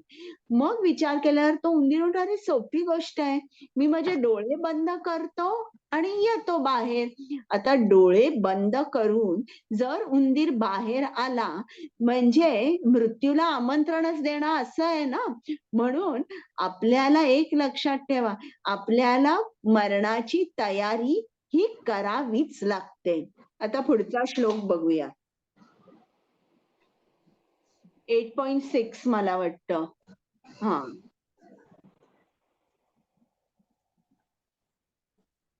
कुमुद माताजी वाचा. येस माताजी. यम यम वापि स्मरन् भावं त्यजन्त्यन्ते कलेवरं तं तमेवैत्ति कौन्तेय सदा तद्भाव भावितः. हरे कृष्णा. हरे कृष्णा. हे कौंतेय, आपल्या देहाचा त्याग करीत असताना मनुष्य ज्या ज्या भावाचे स्मरण करतो त्या त्या भावाची तो निस्संदेह प्राप्ती करतो. हरे कृष्णा. आता ही गोष्ट तुम्हाला माहितीये, भरत महाराजांची स्कंद 5वा श्रीमद भागवतम. तिकडे हे भरत महाराज खूप मोठे भक्त होते आणि केवळ त्यांना वेळ मिळत नव्हता, राज्य कारभारात व्यस्त असल्यामुळे त्यांना वेळ मिळत नव्हता. म्हणून त्यांची मुलं मोठी झाल्यावर त्यांची परवानगी घेऊन, आपल्या बायकोची म्हणजे राणीची परवानगी घेऊन ते संन्यास आश्रमात गेले आणि ते आता जंगलात राहू लागले. त्यांनी आपल्या राज्यावर, आपल्या सिंहासनावर मुलाला बसवलं आणि सर्व काही चांगलं असताना त्यांनी आपल्या परिवाराचा त्याग केला, संन्यास आश्रमात गेले आणि ते राहू लागले. तर तिकडे काय झालं की त्यांना एक दिवस खूप मोठा आवाज ऐकू आला आणि त्यांनी बघितलं तर एक वाघ आहे, तो या एका हरणीच्या पाठीमागे पळत होता आणि जी गर्भवती होती. तर हिनी नदीमध्ये उडी मारली आणि त्याच वेळी प्रसूत झाली ती आणि तिला एक छोटस पिल्लू सुरू झालं. हे बघून भरत महाराजांनी लगेच नदीमध्ये उडी मारली आणि त्या पिल्लाला वाचवलं. पण त्या हरणीला ते वाचवू शकले नाही आणि पिल्लाला त्यांनी आपल्या घरी आणलं. त्याला खायला प्यायला गवत दिलं, दूध दिलं आणि त्याची खूप काळजी घेतली.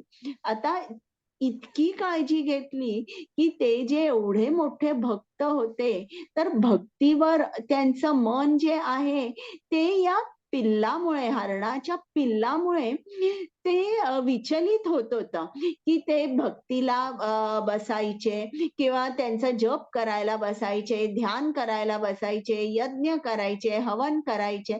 तेव्हा एक विचार या पिल्लावर होता की हे जर कुठे बाहेर गेलं, याला कुठले तरी हिंस्र प्राण्यांनी खाल्लं तर काय होईल.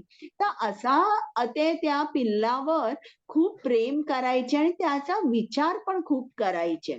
असं होता होता जेव्हा त्यांनी देह त्याग केला, तेव्हा त्या हरणाचाच विचार करत करत त्यांनी केला.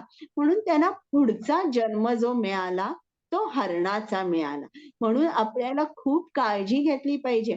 आपण विचार काय करतोय, आपल्या विचारांची दिशा जी आहे ती कुठे चाललीये, कृष्णाकडे चाललीये की ती भौतिक जगाकडे चाललीये.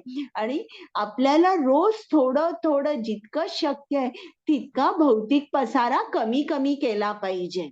आता पुढे बघूया 8.7.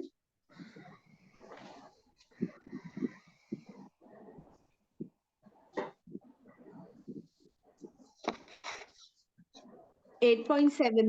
हा. तस्मात् सर्वेषु कालेषु मामनुस्मरयुध्य च मय्यर्पितं मनो बुद्धिः मामे वैश्यस्य संशयः. हरे कृष्ण माताजी. हरे कृष्णा. म्हणून हे अर्जुना, तू सदैव माझे कृष्ण या रूपाचे स्मरण केले पाहिजे आणि त्याचबरोबर तुला आपल्या युद्धरूपी स्वधर्माचेही आचरण केले पाहिजे. तुझी कर्मे मला अर्पण केल्याने आणि तुझ्या मनाला आणि बुद्धीला माझ्या ठायी स्थिर केल्याने तुला निस्संदेह माझी प्राप्ती होईल. हरे कृष्ण. म्हणजे इकडे कृष्ण अर्जुनाला काय सांगतोय की तुझी ड्युटी कर, ड्युटी कर, पण तुझं मन हे माझ्याकडे ठेव.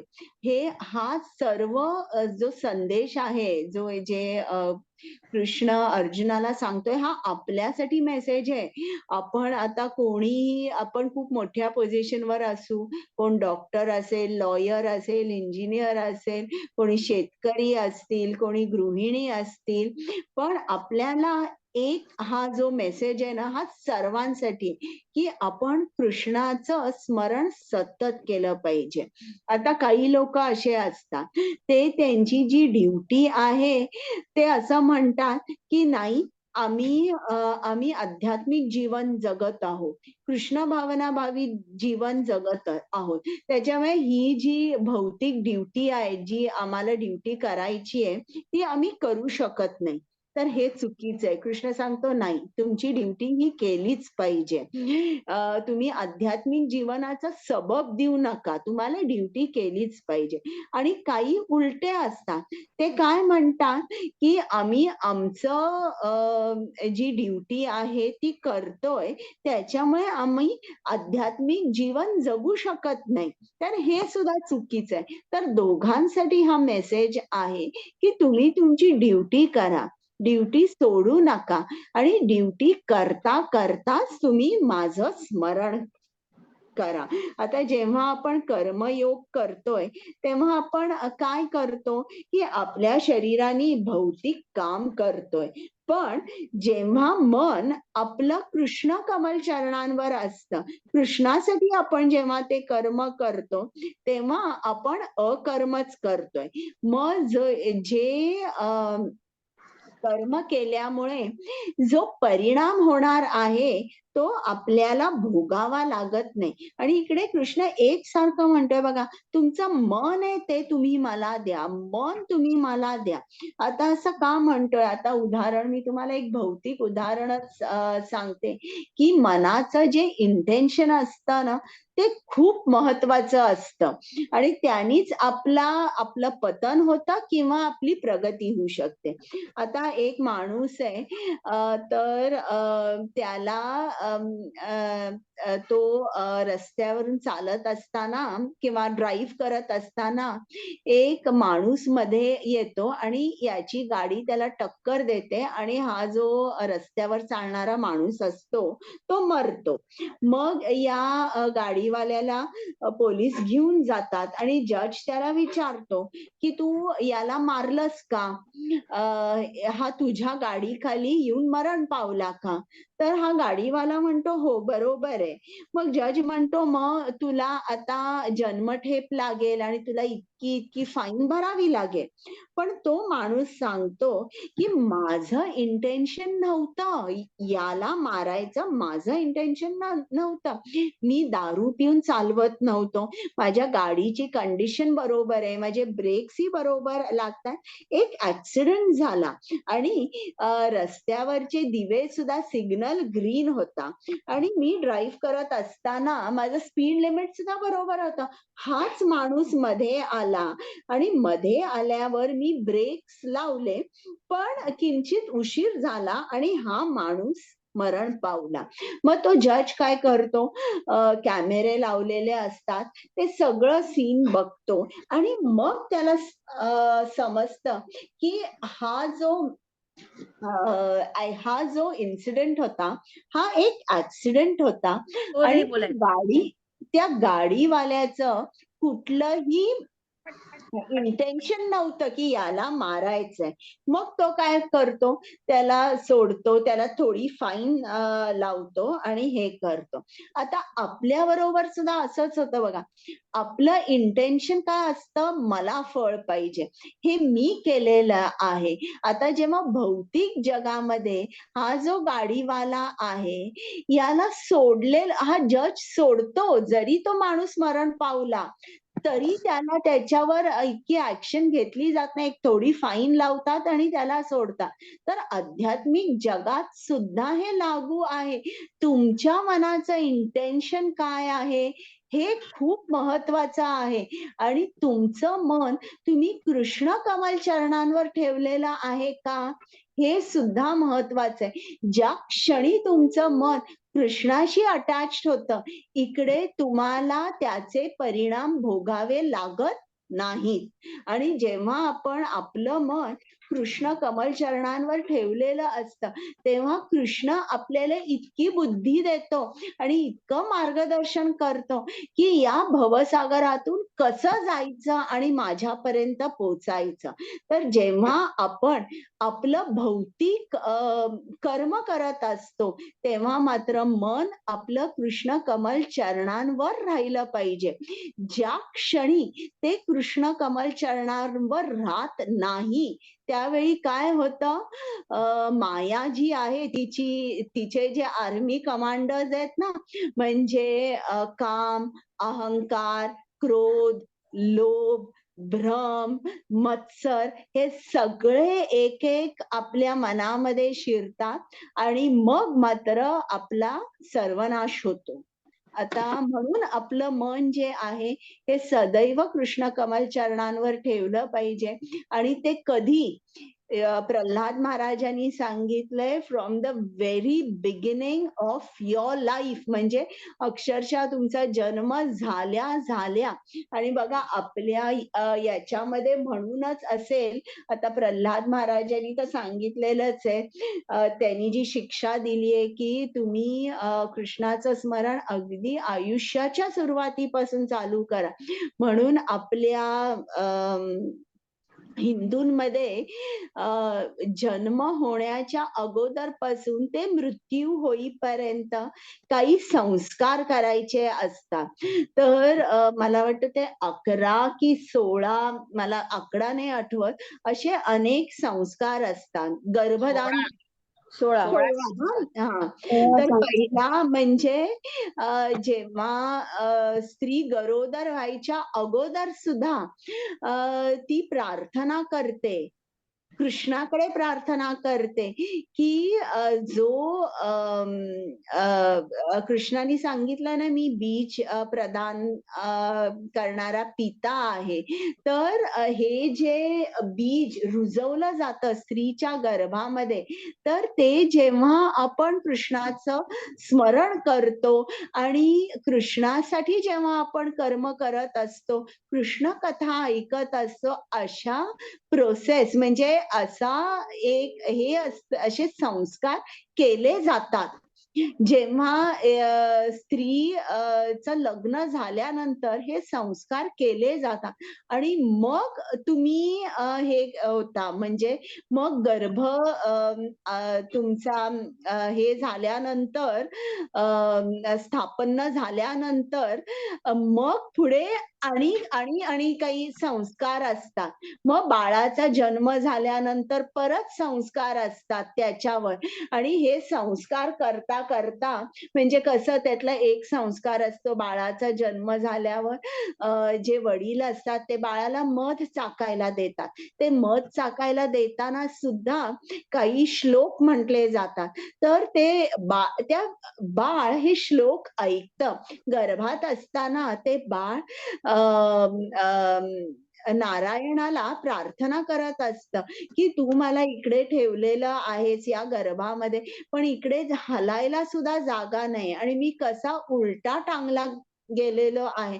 तर मला लवकर या अवस्थेतून तू मला मुक्ती दे आणि मग मी या अवस्थेतून जेव्हा मुक्त होईल तेव्हा मात्र मी सदैव तुझी प्रार्थना करीन, तुला सदैव स्मरीन. आणि मग जन्म झाल्यानंतर तुम्हाला माहितीये त्रिगुणात आपण अडकतो.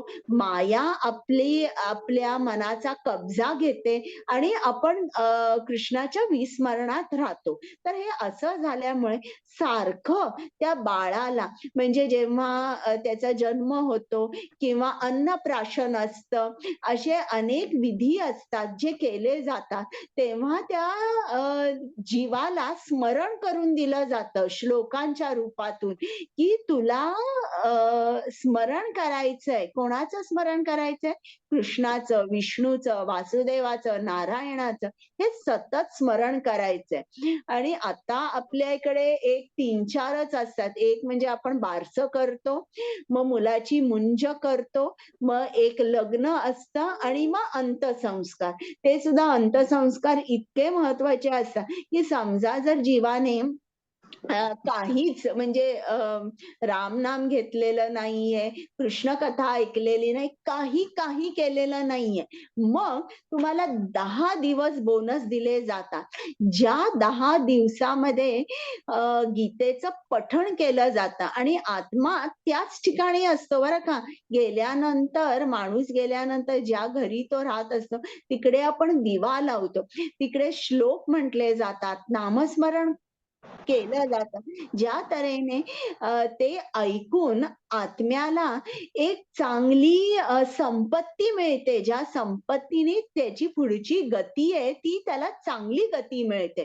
तर अशा तऱ्हेने हे संस्कार असतात जन्माच्या अगोदर पासून ते मृत्यूनंतर सुद्धा जे आपण दिवस करतो तोपर्यंत हे संस्कार केले जातात. तर आता आपण बघूया इकडे पुढचा श्लोक 1.8 की त्याचं स्मरण कसं करायचं. परत स्मरणावर कृष्णाने सांगितलेलं आहे. अभ्यास करावा लागतो. हरे कृष्णा कुमुद माताजी. येस माताजी. अभ्यास योग युक्तेन चेतसा नान्यगामिना परमं पुरुषं दिव्यं याति पार्थानुचिन्तयन्. हरे कृष्णा. हरे कृष्णा. हे पार्था, आपले मन विचलित होऊ न देता त्याला माझ्या निरंतर स्मरणामध्ये युक्त करून माझे परमपुरुषांचे जो ध्यान करतो तो निश्चितपणे माझी प्राप्ती करतो. हरे कृष्ण. मग इकडे त्यांनी कृष्णाने काय सांगितलंय की तुम्ही माझं स्मरण केल्यावर तुम्हाला काय फळ मिळणार आहे. तुम्हाला निश्चितच माझी प्राप्ती होणार आहे. तुम्ही नक्कीच गोलोक वृंदावन किंवा वैकुंठ लोकामध्ये या. पण हे स्मरण करण्यासाठी शब्द वापरलाय अभ्यास योग युक्तेनं. तुम्ही अभ्यास केला पाहिजे. अभ्यास म्हणजे काय? प्रॅक्टिस किंवा तुमच्या मनाला तुम्ही ट्रेन केलं पाहिजे. अशा तऱ्हेने ट्रेन केलं पाहिजे की तुम्ही एकसारखं कृष्णाचाच विचार करायला लागा. आणि हेच पुढे त्यांनी 8.14 10वा अध्याय 10वा श्लोक आणि 12वा अध्याय 8वा श्लोक याच्यामध्ये परत कृष्णाने हाच कॉन्सेप्ट सांगितलाय की तुम्ही सदैव मलाच स्मरा. आणि मग पुढे आता 8.9 आणि 8.10 मध्ये सांगितलंय की कृष्णावर स्मरण कसं करायचं. आता इकडे श्रील प्रभुपादांनी सांगितलंय की तुम्ही जेव्हा स्मरण करा, कृष्णावर स्मरण करा किंवा कृष्णाच्या इतर जे अवतार आहेत म्हणजे प्लिनरी एक्सपान्शन्स म्हणजे जसं नरसिंहदेव, राम, नारायण, विष्णू यांच्यावर सुद्धा तुम्ही यांचं सुद्धा स्मरण केलं तरी सुद्धा तुम्ही या भौतिक जगातून सुटका होऊन तुम्ही वैकुंठ लोकामध्ये किंवा गोलोक वृंदावनामध्ये जा. म्हणजे इकडे स्पेसिफिकली श्रील प्रभुपादांनी सांगितलं की तुम्ही रामावर जरी केलं, नरसिंहदेवांवर केलं, वासुदेववर तुम्ही स्मरण केलं तरी देखील तुम्हाला हेच फळ मिळेल. 8.9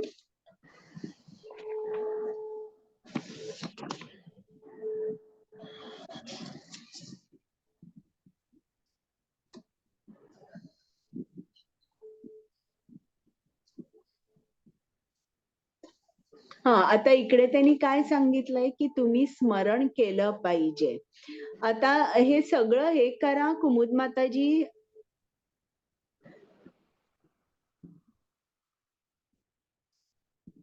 काय माताजी काय करायचंय?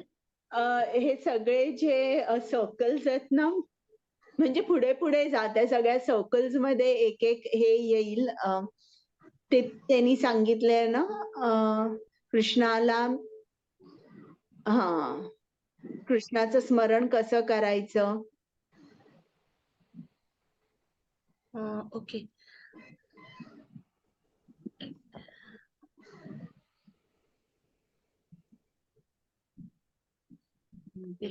तर नाही तर आपण स्मरण कसं करायचं कृष्णाचं, त्याचं महत्व काय आहे आणि हे सगळं त्यांनी या चार्ट मध्ये दाखवलेलं आहे. आणि जेव्हा आपण सतत प्रॅक्टिस करतो तेव्हा मात्र आपण याच्यातून आपल्या मनाला जणू काय आपण ट्रेनिंग देतो.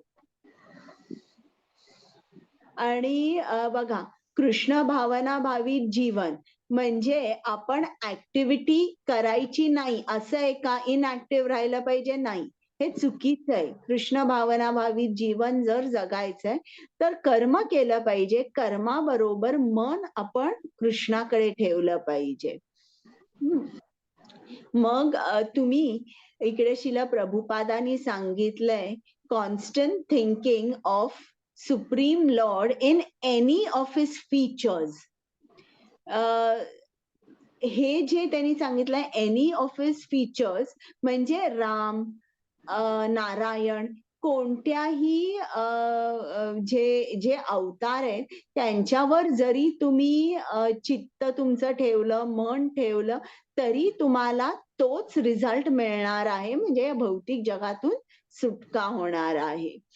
तर आता इकडे त्यांनी सांगितलं most effective way to remember Krishna म्हणजे काय? तुम्ही हरे कृष्णा महामंत्राचं एकसारखा चॅन्टिंग जेव्हा कराल तेव्हा तुमचं मन कृष्ण चरणांवरच राहील. आणि त्यांनी इकडे एक उदाहरण दिलंय, एक अॅनॉलॉजी दिली आहे कॅटरपिलर टू बटरफ्लाय. तर जी अळी असते ती सतत विचार करते, आता माझं रूपांतर कधी होईल, कधी होईल. आणि असं जेव्हा ती सतत विचार करते तेव्हा खरंच तिचं रूपांतर एका सुंदर फुलपाखरामध्ये होतं. त्याचप्रमाणे आपण सुद्धा जेव्हा सतत सतत विचार करतो तेव्हा अंतकाळी सुद्धा आपण कृष्णाचाच विचार करतो आणि मग आपल्याला त्या भावाची किंवा त्या कृष्ण लोकाची प्राप्ती होते. जेव्हा आपण एकसारखं कृष्णाचा मंत्र म्हणतो तेव्हा आपले कान, आपली जिव्हा आणि आपलं मन हे कृष्णामध्ये व्यस्त राहतं. आणि असं राहिल्यामुळे माया जी आहे आणि तिचे ते 6 आर्मी कमांडर्स हे आपल्या मनामध्ये प्रवेश करू शकत नाही. आता इकडे त्यांनी सांगितलंय जो पुरुष आहे, पुरुष म्हणजे कोण किंवा पुरुष याचा अर्थ काय आहे? पुरुष म्हणजे भोक्ता किंवा एन्जॉयर. आता आपण जे जीवात्मे आहोत, आपल्याला काय वाटतं? आपण पुरुष आहोत, म्हणजे आय एम द एन्जॉयर, मी भोक्ता आहे. खरं म्हणजे हे चुकीचं आहे.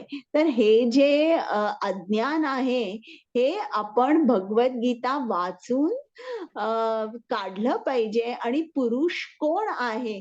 त्या पुरुषाकडे जेव्हा आपण आपलं सर्व काही अर्पण करतो, त्याच्यासाठी जेव्हा आपण यज्ञ करतो तेव्हाच आपल्याला त्याची प्राप्ती होऊ शकते.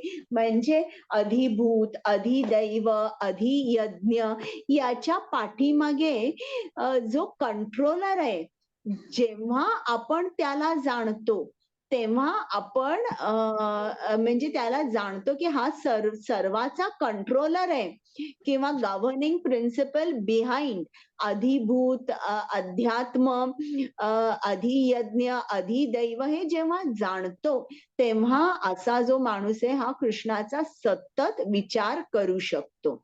Next slide. 8.9.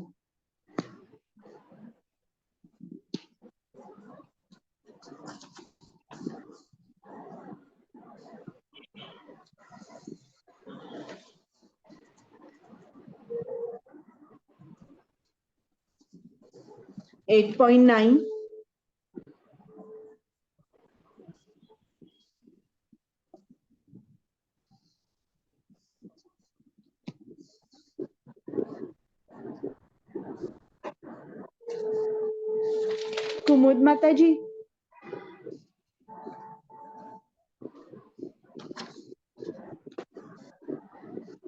8.9 नंतर आपण थांबूया.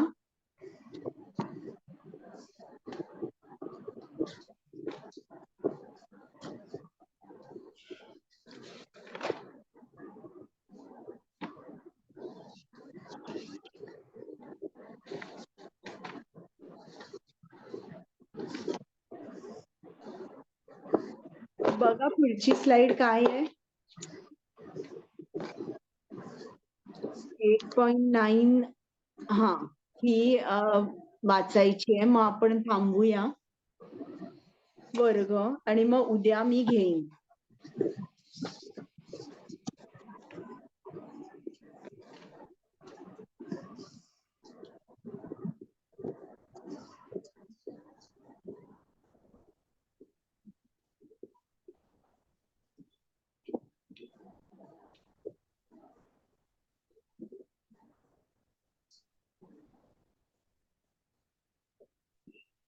कुमुद माताजी श्लोक वाचा.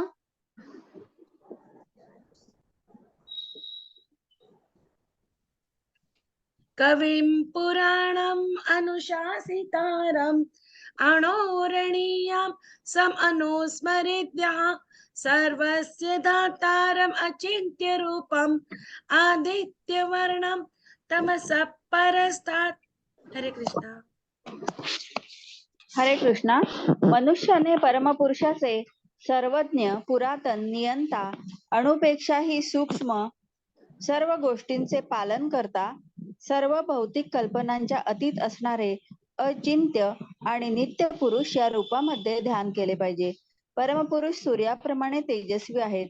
ते भौतिक प्रकृतीच्या पलीकडे अर्थात दिव्य आहेत. हरे कृष्ण. तर आता कृष्णाचं स्मरण कसं करायचं? इकडे प्रथम या श्लोकांमध्ये आपल्याला समजतं की कृष्ण निर्विशेष निराकार नाहीये. कोण आहे तो? कृष्ण पुरुष आहे, पण तो आपल्यासारखा नाहीये. त्याचं शरीर दिव्य आहे, आपलं भौतिक आहे. म्हणून श्रील प्रभुपादांनी म्हटले, तुम्ही जेव्हा विचार कराल, रामाचा कराल, कृष्णाचा कराल, तेव्हा तुम्ही त्याच्या सगुण रूपाचा विचार करा. मग इकडे त्यांनी 8 ते 9 दिव्य गोष्टी किंवा तुम्ही कृष्णाच्या रूपावर जर ध्यान करायचं असेल तुम्हाला, तर त्याच्या ज्या स्पेसिफिक त्याचे जे स्पेसिफिक क्वालिटीज आहेत किंवा त्याची जी वैशिष्ट्य आहेत त्याच्यावर तुम्ही भार द्या. मग कृष्ण कोण आहे? तर पहिलंच आहे कवीम किंवा कवी. कवी म्हणजे काय? म्हणजे ज्याला सर्व माहितीये. भूतकाळ माहितीये, भविष्यकाळ माहितीये आणि वर्तमान काळ माहितीये. याला कवी म्हणतात. पुराणम, पुराण म्हणजे काय? की जे खूप जुनं आहे. इकडे पुराणमचा अर्थ काय आहे? की कृष्ण यांनी या जगाचा उगम आहे आणि त्याचा उगम कोणापासून झालेला नाहीये. त्याच्यामुळे आपल्या सर्वांचा उगम झालेला आहे. म्हणजे इकडे पुराण याचा अर्थ काय होतो? की जो अनादी आहे त्याला आपण म्हणतो पुराणम किंवा द ओल्डेस्ट, द बिगिनिंगलेस असं म्हणू शकतो. तर तिसरा आपण बघूया. तर अशा तऱ्हेने आपल्याला हे जे गुण आहेत, या गुणांवर ध्यान जेव्हा आपण करतो, कृष्णाच्या गुणांवर ध्यान करतो, तेव्हा आपण एकसारखं कृष्णाचं स्मरण करतो, एकसारखी त्याची स्तुती करू शकतो. तर दुसरं आहे अनुशासितरम. म्हणजे काय? की कृष्ण हा अनुशासन करणारा आहे, तो गव्हर्नर आहे, तो रूलर आहे, तो कंट्रोलर आहे, तो निर्माता आहे आणि सर्व ब्रह्मांड किंवा जी किती ब्रह्मांड असतील तो सर्व ब्रह्मांड चालवतो. अनंत कोटी ब्रह्मांड नायक असं आपण म्हणतो ना, की तो हे सर्व काही चालवतो. मग त्याच्या पुढचं आहे अणुर आणि यम सम. म्हणजे काय? की तो अणुपेक्षा सुद्धा छोटा आहे. आता बघा, आपला जो जीवात्मा आहे तो किती लहान आहे आठवतं का तुम्हाला? आपला जीवात्मा हरे कृष्ण माताजी. केसाचा एक हा, 10,000वा भाग. हा बरोबर. 1/10,000 टिप ऑफ द हेअर. केसाचं जे टोक आहे त्याचे 10,000 भाग करा. त्यापैकी एक भाग जितका लहान आहे तेवढा आपला आत्मा आहे. आता परमात्मा त्याही पेक्षा लहान आहे, कारण हा जो आत्मा आहे त्याच्या हृदयामध्ये तो वास करतोय. म्हणजे किती लहान असेल बघा, किती सूक्ष्म असेल. आता त्याच्यानंतर सर्वस्य धातारम म्हणजे कोण आहे? तो आपल्या सर्वांचा मेंटेनर आहे, पालन पोषण करता आहे. तर अशा तऱ्हेने जेव्हा आपण विचार करतो, आपलं मन त्याच्याकडे लावतो की हो, तो खरोखर आपल्या सर्वांचा पालन करता तोच आहे. त्याच्यामुळे आपल्याला ऊन मिळतं, पाणी मिळतं, आपल्याला त्याच्यामुळे फळं मिळतात, भाजी मिळते, धान्य मिळतं. तो सर्वांचा धाता आहे. मग त्याच्यानंतर आहे अचिंत्य. अचिंत्य म्हणजे काय? की त्याच्याबद्दल, त्याच्या शक्ती कृत्यांबद्दल, त्याच्या शरीराबद्दल आपण चिंतन करू, म्हणजे आपण इमॅजिन करू शकत नाही की त्याचं जो कृष्ण आहे तो अचिंत्य आहे. म्हणजे कसं एकाच वेळी तो गोलोक वृंदावनातही आहे आणि त्याच वेळी या भौतिक जगात सुद्धा आहे. तर हे आपण इमॅजिन करू शकत नाही. किंवा त्याचं शरीर दिव्य आहे, आपलं शरीर मात्र कसं आहे, त्याचा नाश होतो. तर त्याचं शरीर दिव्य आहे, आता आपल्याला हे अचिंत्य आहे. तर अशा तऱ्हेने हे जे अचिंत्य भेदाभेद तत्व आहे, अशा तऱ्हेने सुद्धा जेव्हा आपण त्याचा विचार करतो, आपले विचार अगदी नैसर्गिकरित्या त्याच्याकडे आकर्षित होतात. मग त्याचं रूप कसं आहे, सुंदर मेघश्याम वर्णाचा आहे तो. त्याच्या हातात बासरी आहे आणि अतिशय सुंदर दैदिप्यमान त्याचं रूप आहे. आणि इकडे त्यांनी दिलंय की त्याच्या भोवती तेज जे आहे, किंवा तेज कसं आहे, सूर्यासारखं आहे, आदित्य वर्णम म्हटलेलं आहे त्याला. आणि मग शेवटी तमसा परस्तात, म्हणजे ज्याप्रमाणे सूर्य हा अंधकार काढतो किंवा अंधकार मिटवतो, त्याचप्रमाणे जे तम आहे किंवा जे जी अविद्या आहे, या अविद्येला कृष्ण पूर्णपणे काढून टाकतो. म्हणजे हे जे कृष्णाचे विशिष्ट गुण आहेत, त्यावर आपण ध्यान केलं पाहिजे. कसं ध्यान केलं पाहिजे की तो पुरुषोत्तम आहे, सुप्रीम पर्सन आहे, त्याच्यामध्ये हे गुण आहे. त्याच्याकडे गेल्यावर तो काय करेल, आपली अविद्या काढून टाकेल आणि आपल्यामध्ये विद्येचा जो सूर्य आहे तो सूर्य उगवायला लागेल.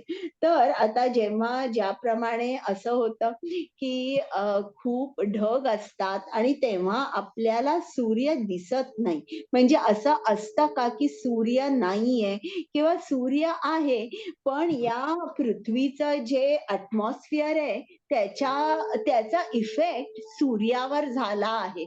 असं होतं का? सूर्य आणि पृथ्वीमध्ये कितीतरी millions and millions of kilometres आहे.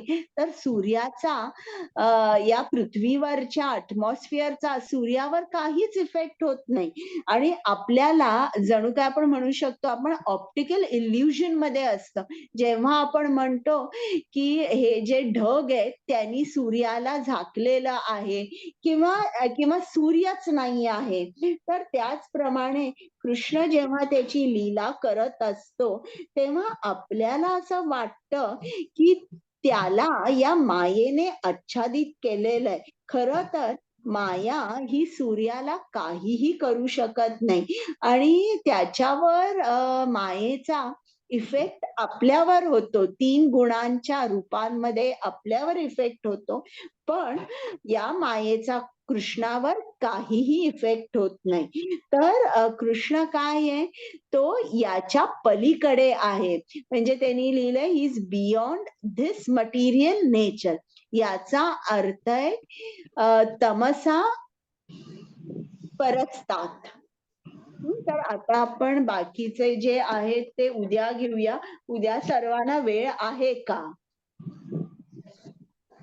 हो माताजी. किती चालेल. वाजेला मग माताजी? उद्या याच वेळेला 3 वाजता चालेल. चालेल ना? मग उद्या मी घेईन पुढचं. चालेल ना? बरं कुमुद माताजी, आता